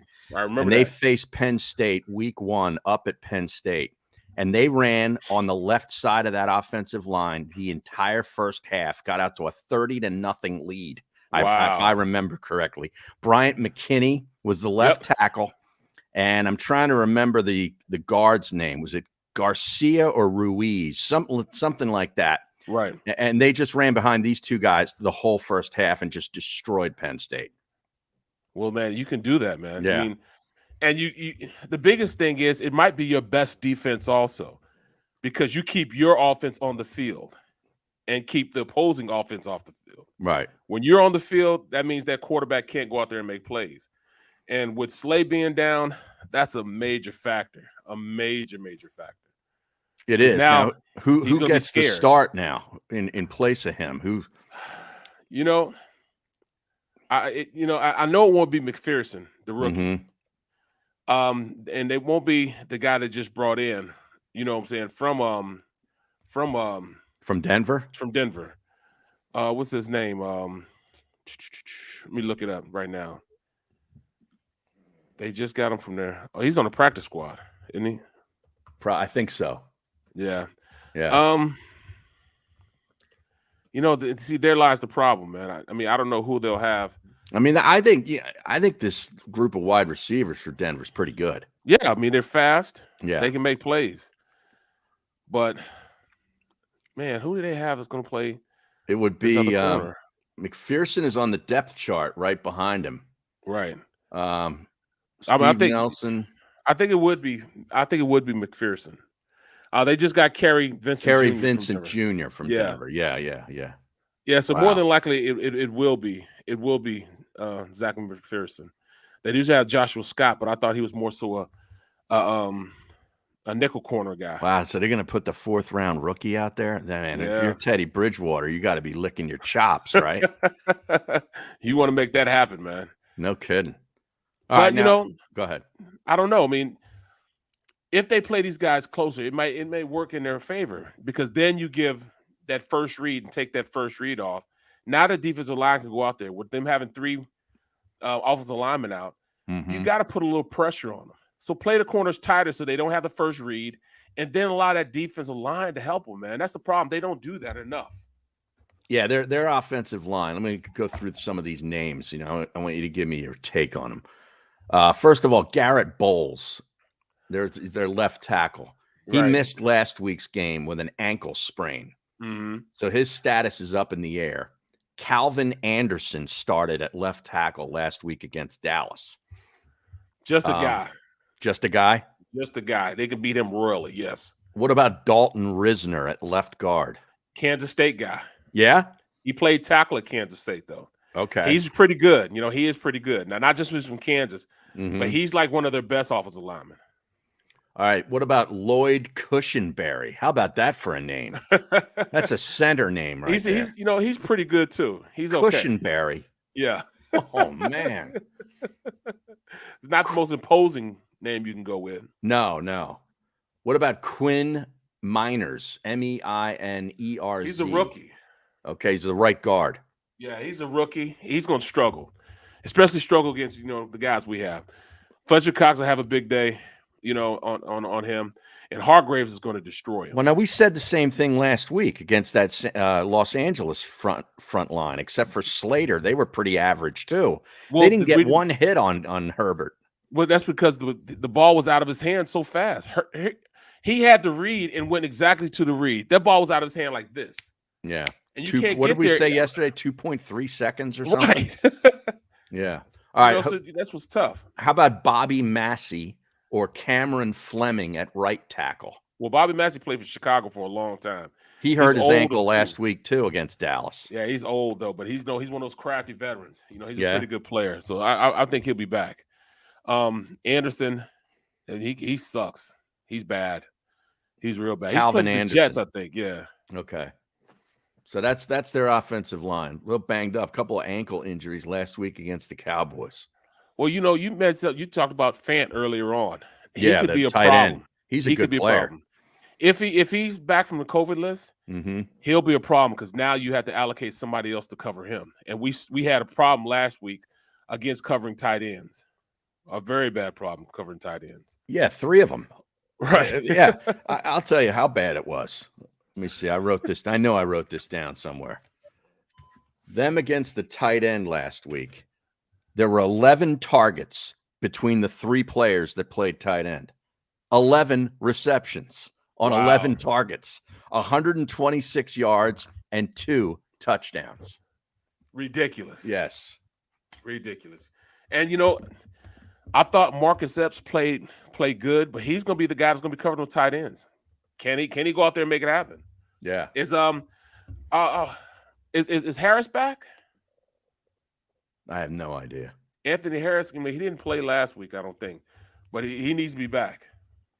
So far, Fant this year has 37 catches for 320 yards and 3 touchdowns, but he's only averaging like 8.6 yards a reception. He elite route runner. Mm-hmm. He has average speed, but he's quick, very, very quick.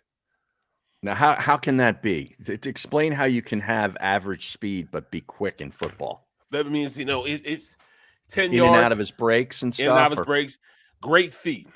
Guys that are quick usually have great feet. Pick them up and put them down.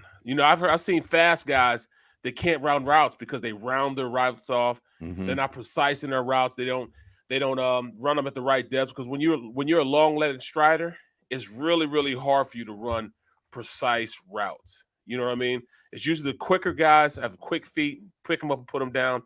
Those are the elite route runners that do that.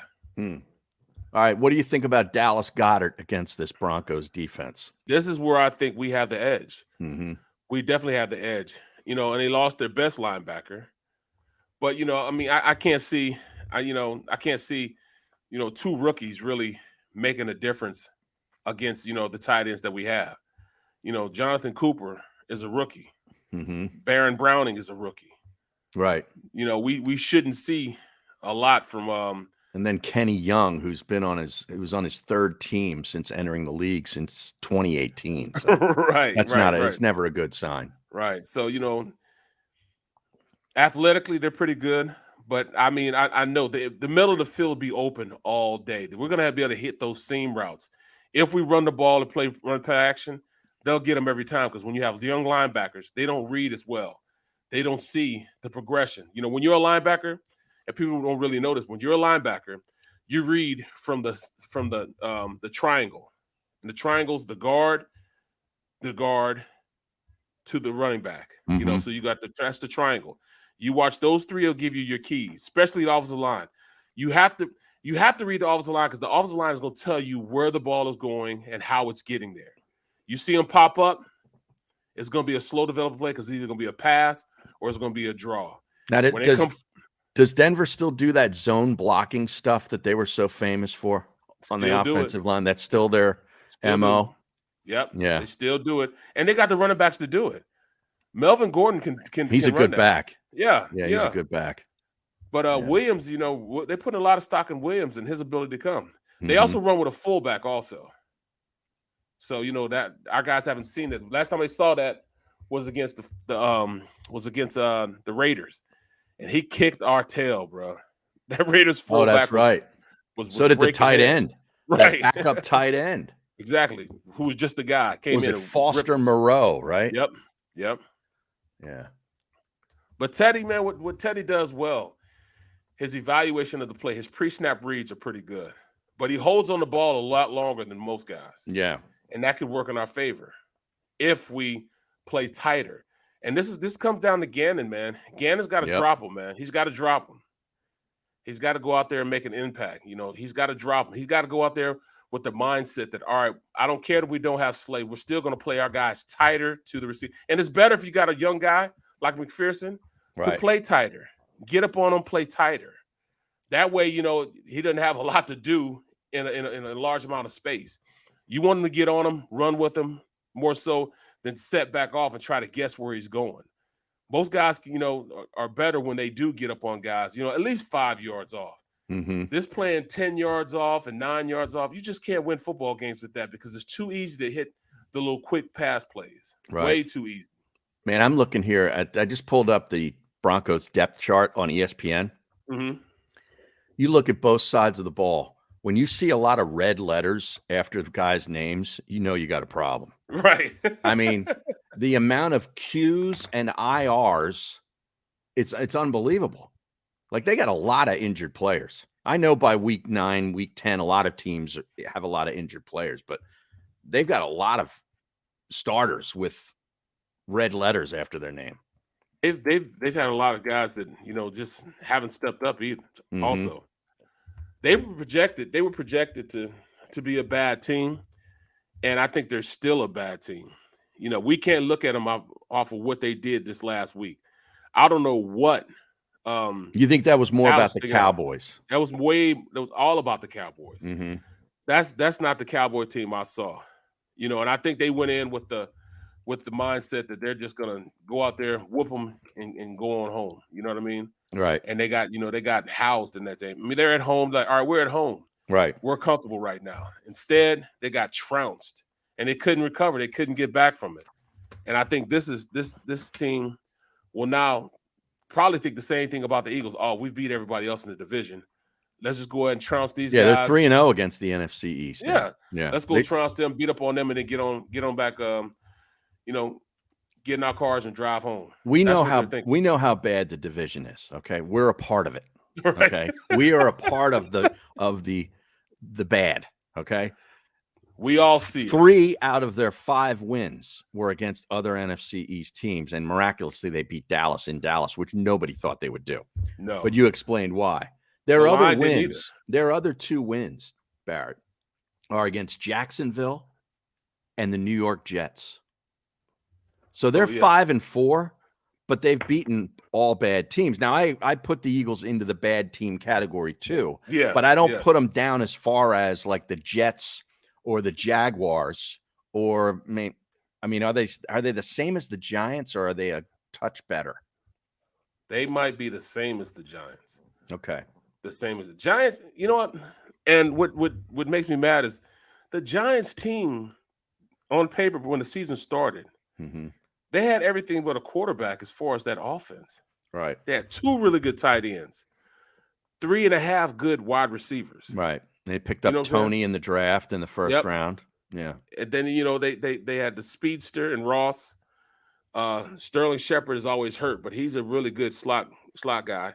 And then when they got the kid from Detroit, they're the best free agent wide receiver in last year's Galladay. Yeah, Kenny Galladay. So they have some weapons. They have, one of the, if not the best back in the league. Yeah, but he's always hurt. He's not healthy. He's always hurt. Exactly. Yeah. So they have the makings in being a really, really good team, man. They just don't know how to play. And I think that's a lot to do with their coach, man.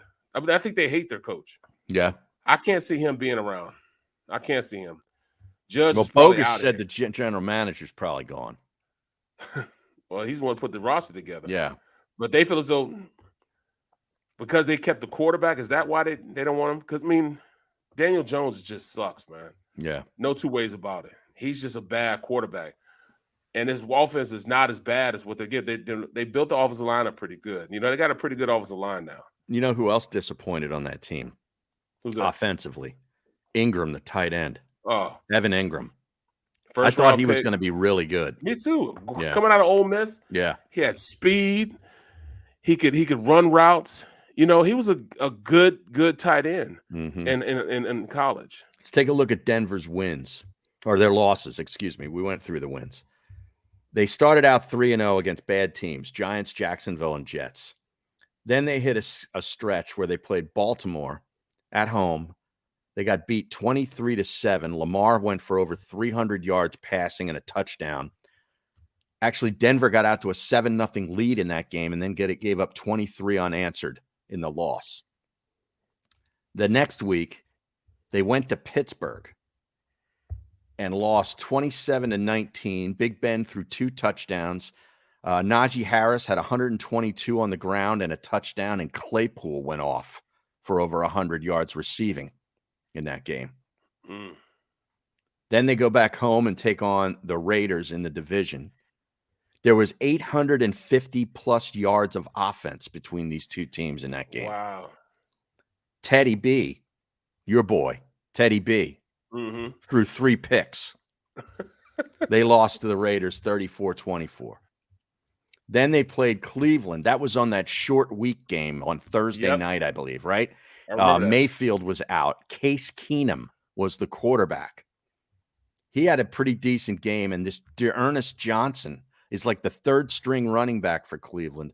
Went for $146 and a touchdown. That's where you get the idea that the Eagles need to follow that blueprint.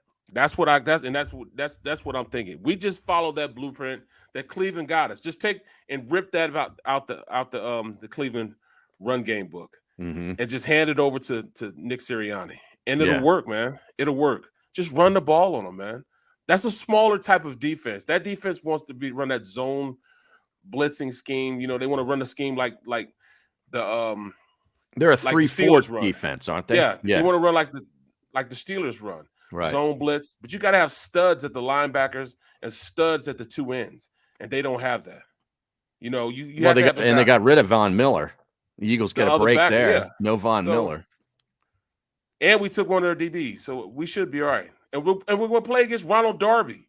That's right. We love Darby. He's the starting left cornerback. Yeah, we love Ronald Darby.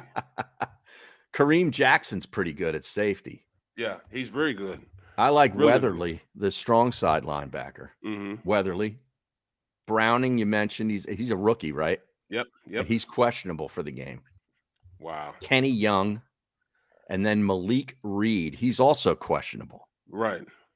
He's the weak side linebacker. So, I don't see the studs that we saw against, when you look at the Chargers, they run the same defense, but they have stud in Joey Bosa. Right. I don't see anybody on that defensive line like a Joey Bosa. Mike Purcell, the nose tackle. Draymond Jones and Shelby Harris, it looks like. He's questionable too. And those are just guys, man. And his backup, Agam. Yeah. McTelvin. Yeah, he's questionable also. Right. So you have to have studs, and if you don't have studs right there at those three techniques, at the ends, yeah, it's hard to run that defense. It's real hard to run that defense. We ran it well because we had studs. When I was with the Steelers, we had studs there at the tackle. Well, it is. I keep saying tackle, but it's an end tackle position. Yeah, it's an end. Aaron Smith was a baller, man. He doesn't get enough credit because he was one of the guys. Him and Brent were, two guys that they didn't get really a lot of the accolades, but they should have. Yeah. Because they were able to, and then you had in the middle Casey Hampton.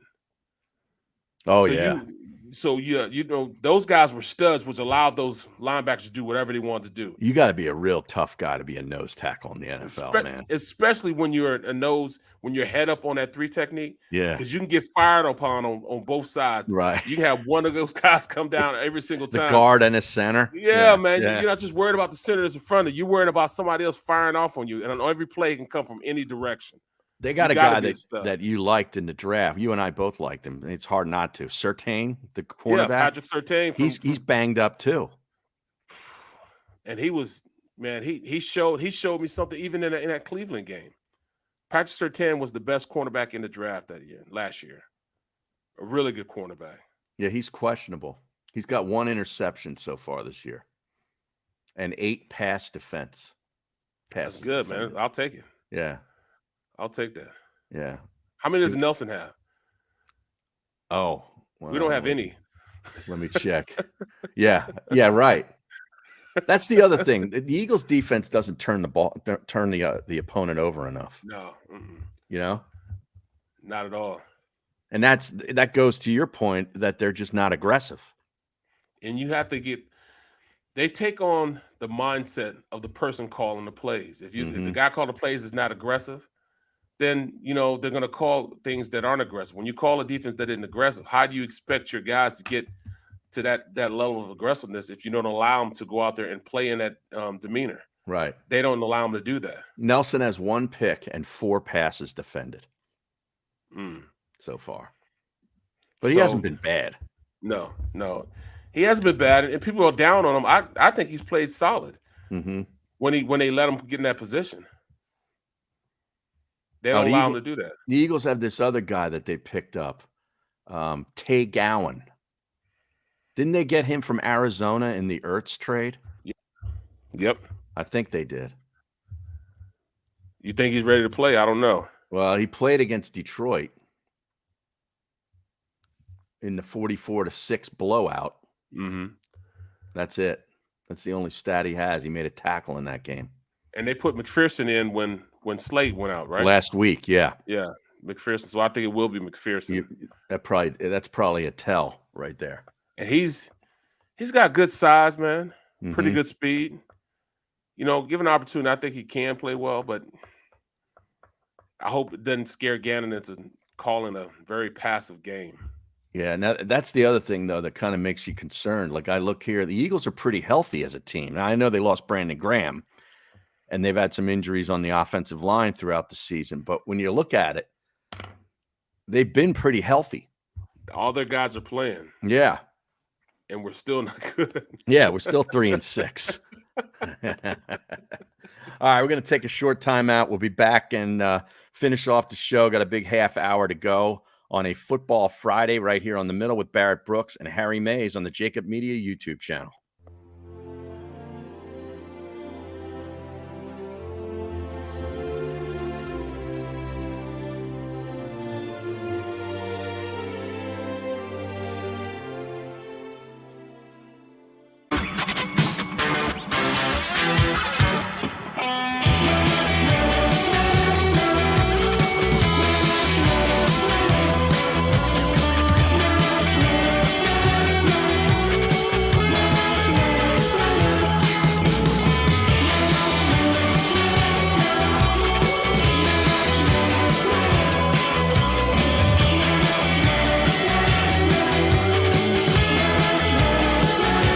At Stateside Vodka, every new customer gets the world's best rocks glass, free. What's that? A rocks glass? You're telling me that bottle is cut in half? You could say that. Holy shit. And you're telling me I can get one of these glasses for free? That's right. One free rocks glass per customer with each first-time purchase of stateside vodka. So good, it just disappears.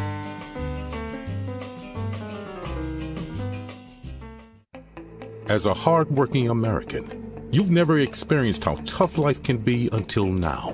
A catastrophic injury while working on the job. A personal injury from someone else's negligence. Turned away by other law firms in the region who didn't bother to learn your story. It's time to meet the Fritz & Bianculli Law Firm and managing partner Brian Fritz. Badly injured? Call the Fritz & Bianculli Law Firm. Find out why they say, "We got this." Basketball is part of how we grew up in this city. And every morning, IBEW Local 98 members take their best shot, building this city, rescuing our community from decay, and inspiring the young men and women of the region to take pride in who we are, like the Hawks who will never die. Local 98 members love tradition. John Doherty, business manager of Local 98, says it this way: the best way not to forget where you come from is to never leave. The savoring taste of a good bag of beef jerky is so enjoyable at any time of the day, as long as you can find it. Here's what we suggest. Pure Bull beef jerky is our answer, and soon it will be yours. Locally produced in the Philadelphia region, this high-quality, healthy protein snack is easy to secure. Go to steersnacks.com, and you'll see hot garlic, tropical heat, Pure Bull dry rub, and our favorite, Huck and Fod. What's that? Huck and Fod. Go now to steersnacks.com.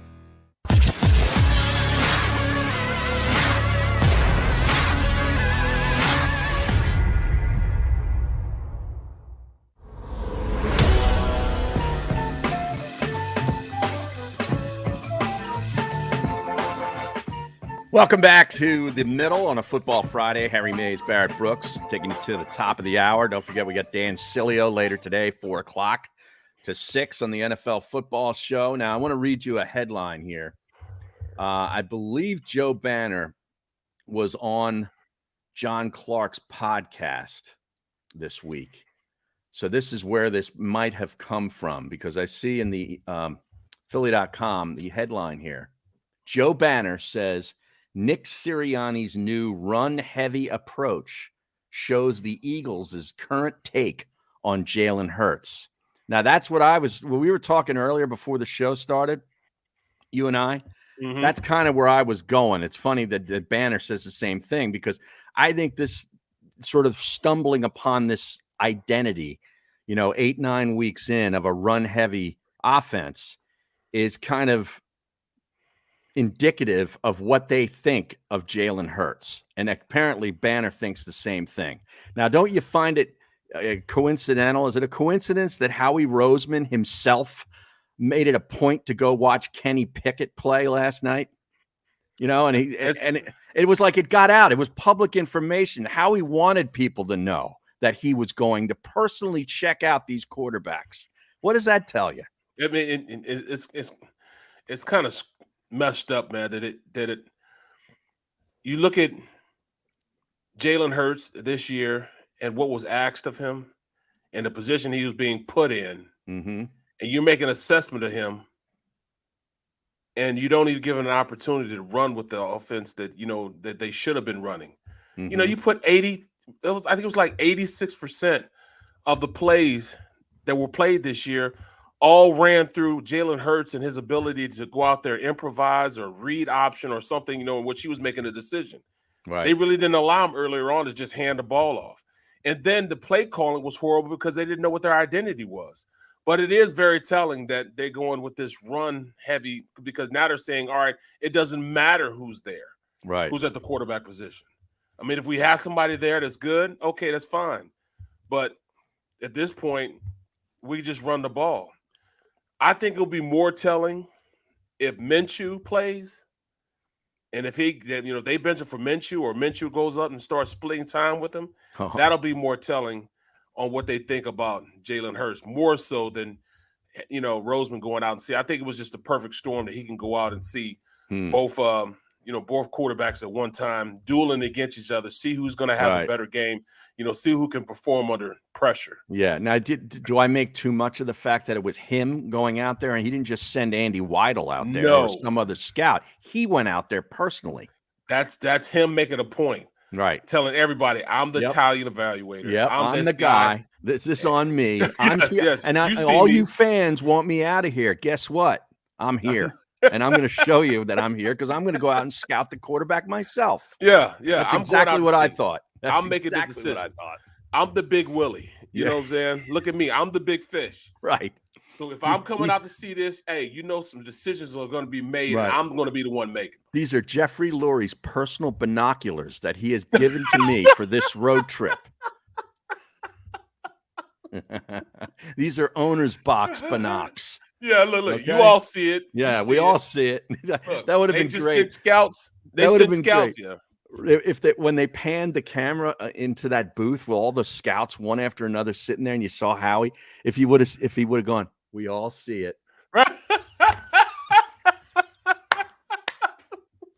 You'd have died. Oh, I would have. You know what I'm saying? Nothing to see here. Right. Nothing to see here. See, that's the thing. I just don't think they're going to be able to resist having 3 first-round picks and a quarterback that they think is a nice player, but he's not the guy. And I think that's what they think. Mm-hmm. But Harry, when you look at that still leaves 2 first-round picks. What are they going to do with them? Mm-hmm. Because they don't have to trade anybody or do anything to get the best quarterback in this draft. Right. They're not going to have to maneuver anything else. Right. They'll be right there to get the best player, the best quarterback in the draft. They'll be right there to get it. Right. I don't think Aaron Rodgers or Russell Wilson is coming to Philadelphia. No, I know they're not. Yeah. I think Green Bay would want to put Aaron Rodgers in the AFC.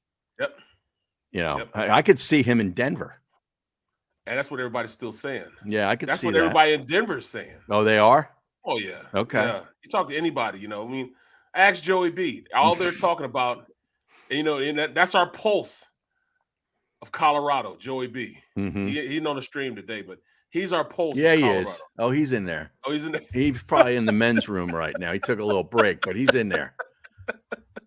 In fact, he's talking about Pat Shurmur on the chat. For what? Pat Shurmur, I guess, isn't he the offensive coordinator in Denver? Yeah. How is he still in the league? He was with us, skated out of here and went to the Jets. He's been with everybody. Pat Shurmur. Well, don't you find it amazing that some of these guys, they just continue. They just go from team to team to team. Just recycle them. Yeah, and they're just, I guess they're good enough to get the job, but they're never good enough to keep it. Well, it's like they recycle guys, and they might not do it here, but they'll go somewhere else and do it. I don't understand it, man. I don't understand it at all. I mean, you're asking a guy to come in with Chip Kelly and be the offensive coordinator to an offense he knew nothing about. Nobody knew about this Chip Kelly stuff, right? But he learned it and was able to go out there and coach it. He then goes where? I think he went to the Jets then. No, he was with the Giants, wasn't he?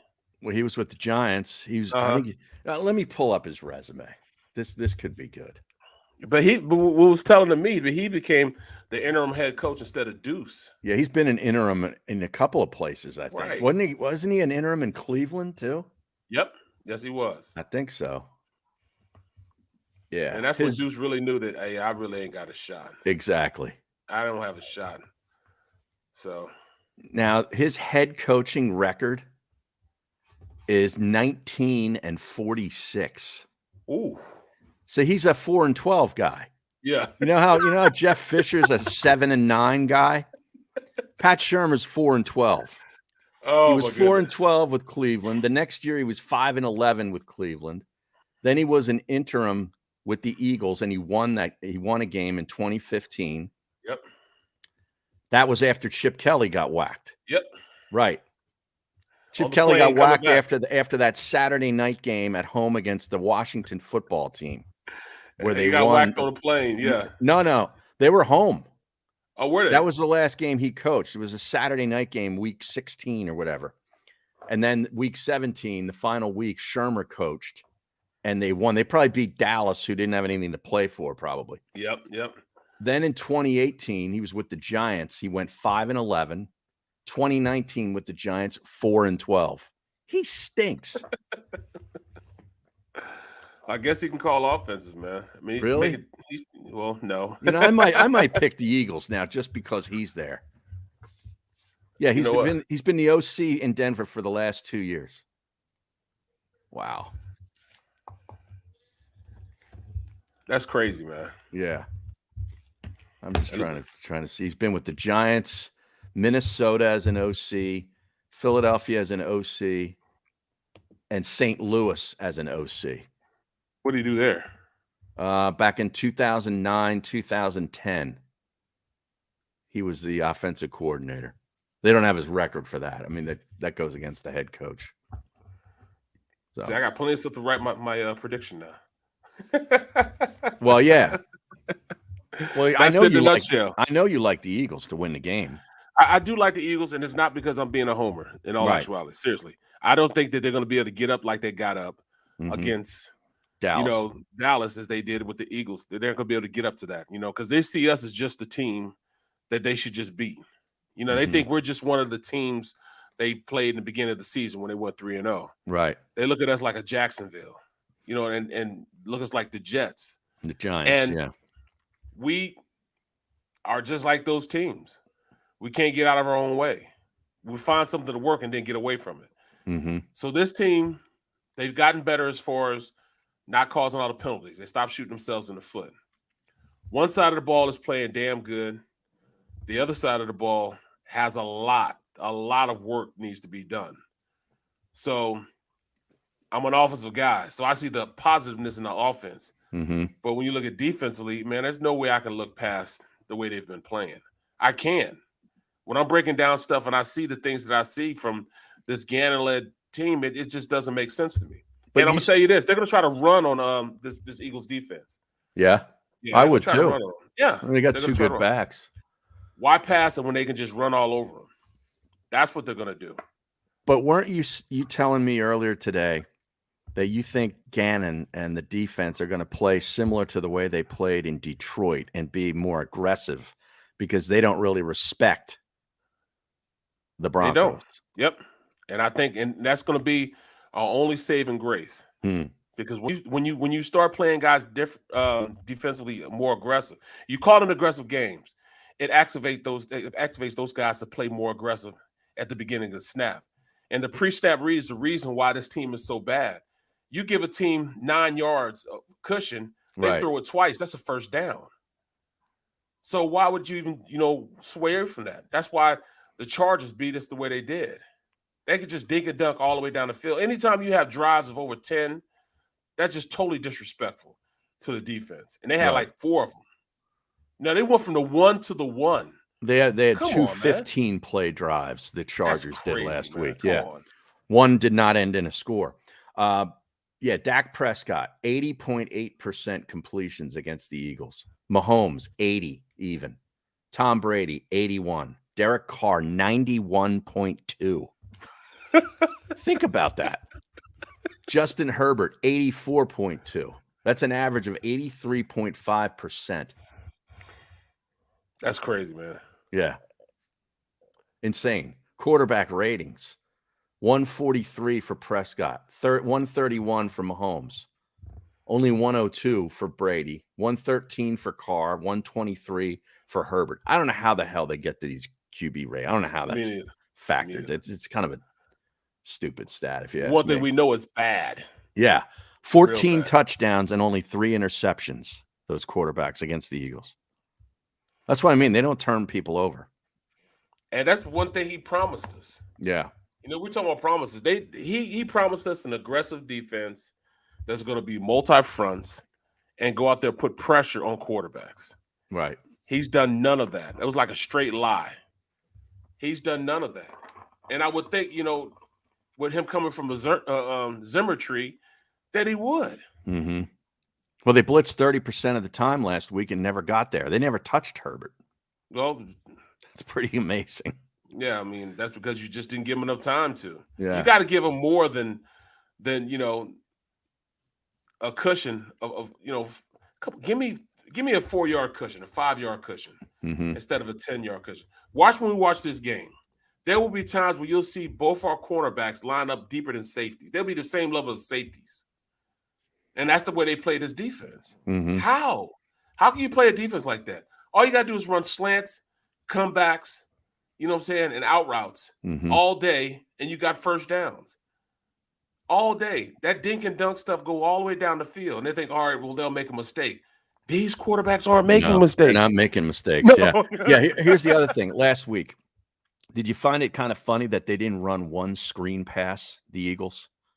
You had Bosa, just coming crashing in every play. He's like, it's like he's running the 100-yard dash. He's down in there in that sprinter's stance, and he just comes busting up to try to get the quarterback.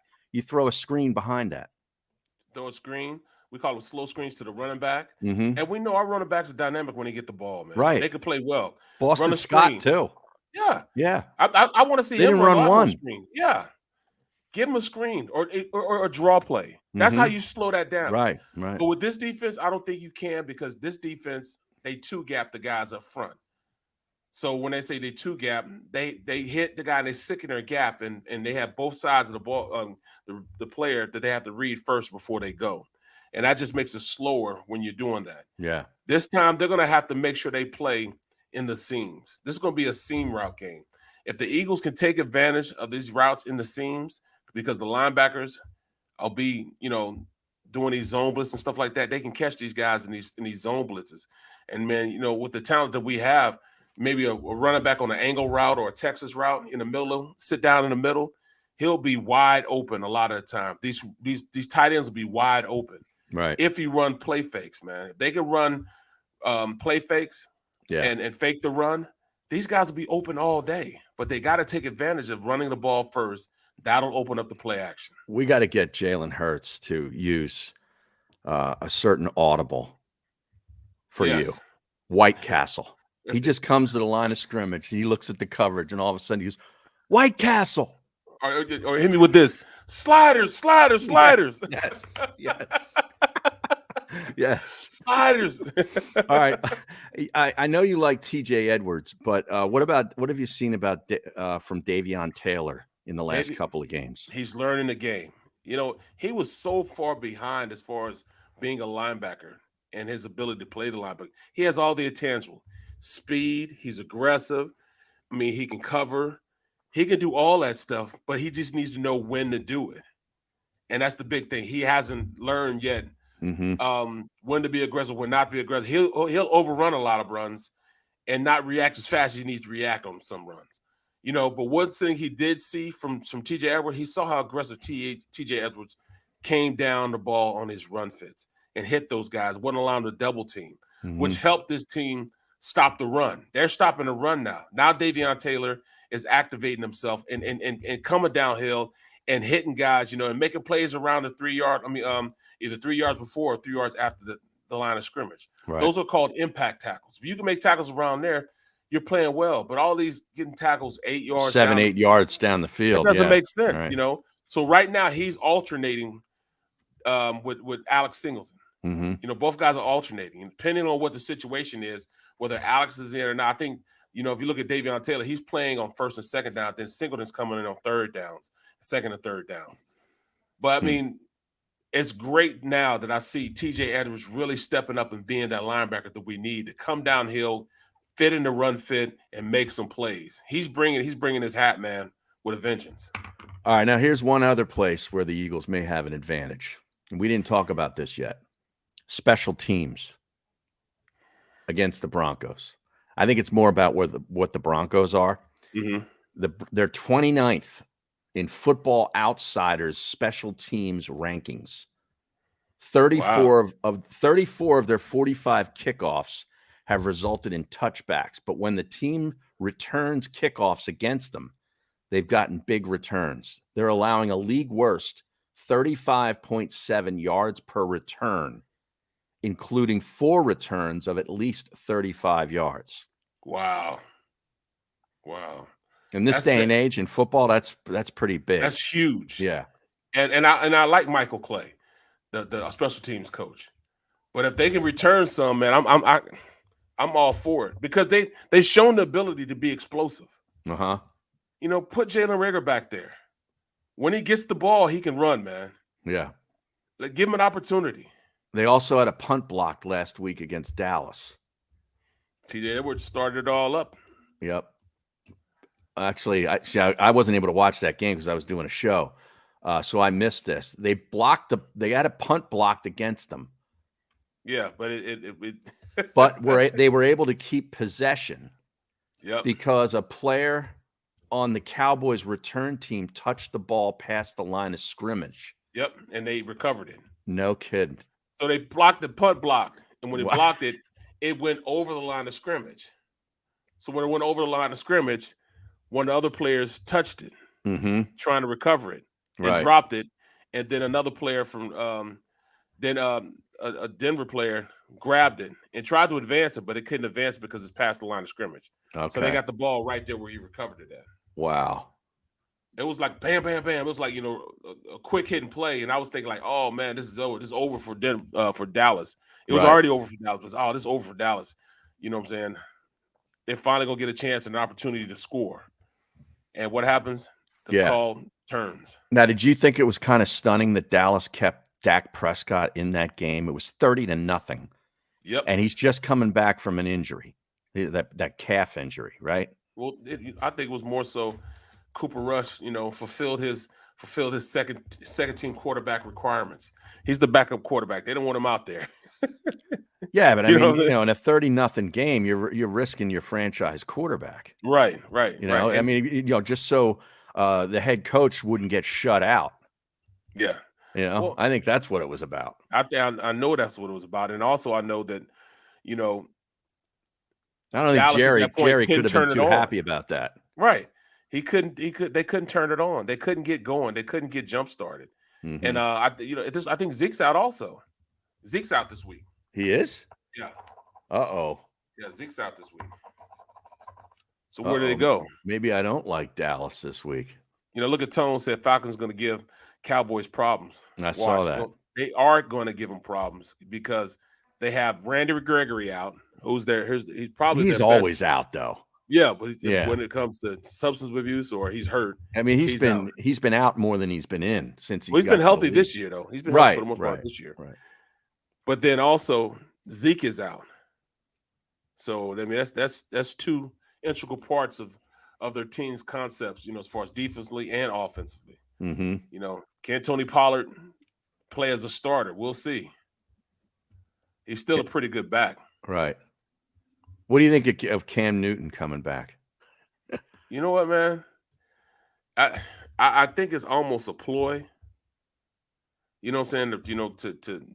To get faith back in that organization, faith back on that team.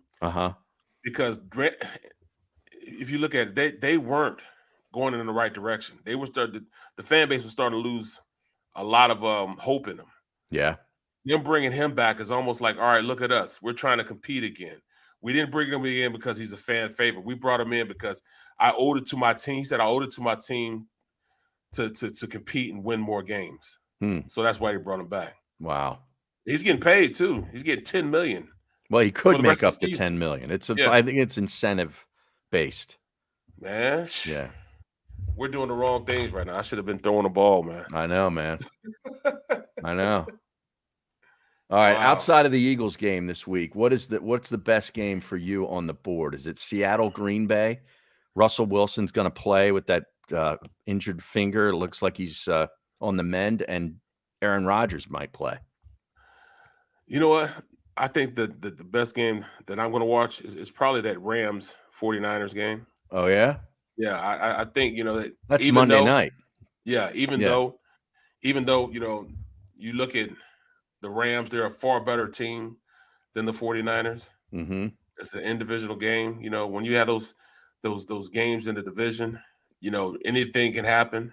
And right now, I think this team is trying to play for Shanahan's job now. This is going to be one of those games they're trying to play for his job. So that's going to be an interesting one.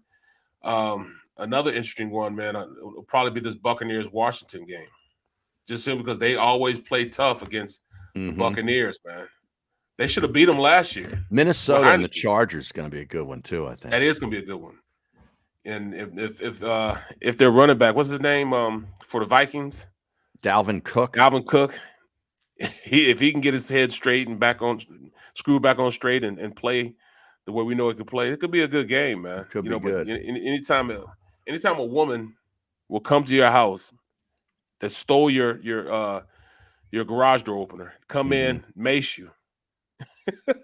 That's tough, man. That's tough love there. Seriously? Bro. That's what happened? Yeah. Oh my God. Yeah, she had the remote to the garage door. Yeah. Goes in, they get to arguing, whatever. And this is just what I heard. He maced him, and then he got a broomstick, and I mean it was a lot of nonsense. Yeah. Yes, Kevin Bloomfield. I'm with you on the Vikings on the money line. What is the money line? I forget what it was. Here it is. I'll tell you what it is. I like them to win that game. Minnesota? Yeah. Yep. I'll take that also. Yep. I'll take that. Plus 145. Yep. Yeah. Plus 145. All right. Now you said you got more games in the MAC. Well, I got more games broadcasting. Yeah, I got more games coming up. In a minute. I'm going to do some championship games.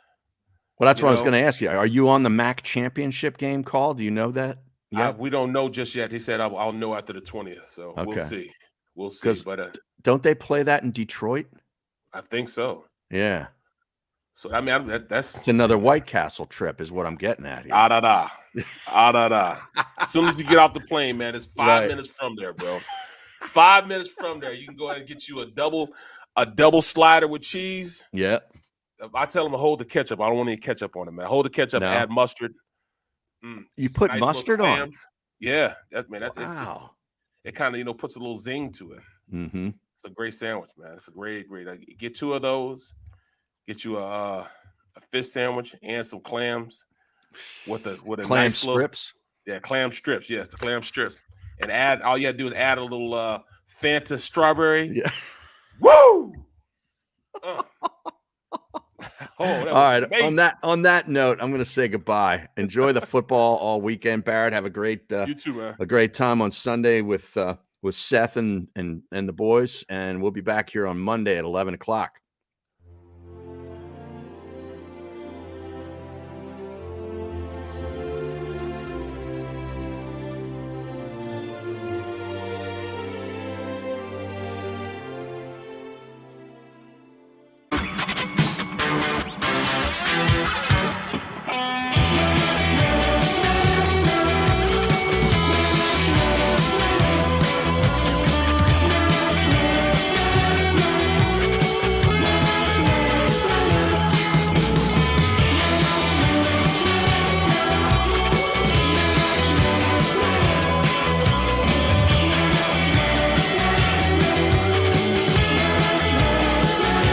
At Stateside Vodka, every new customer gets the world's best rocks glass, free.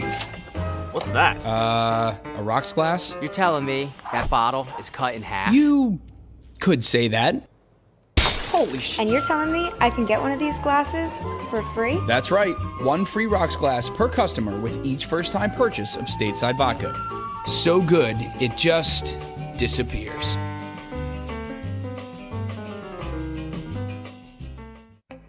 As a hard-working American, you've never experienced how tough life can be until now. A catastrophic injury while working on the job.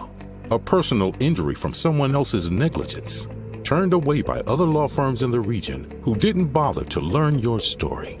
It's time to meet the Fritz & Bianculli Law Firm and managing partner Brian Fritz. Badly injured? Call the Fritz & Bianculli Law Firm. Find out why they say, "We got this." Basketball is part of how we grew up in this city. And every morning, IBEW Local 98 members take their best shot, building this city, rescuing our community from decay, and inspiring the young men and women of the region to take pride in who we are, like the Hawks who will never die. Local 98 members love tradition. John Doherty, business manager of Local 98, says it this way: the best way not to forget where you come from is to never leave.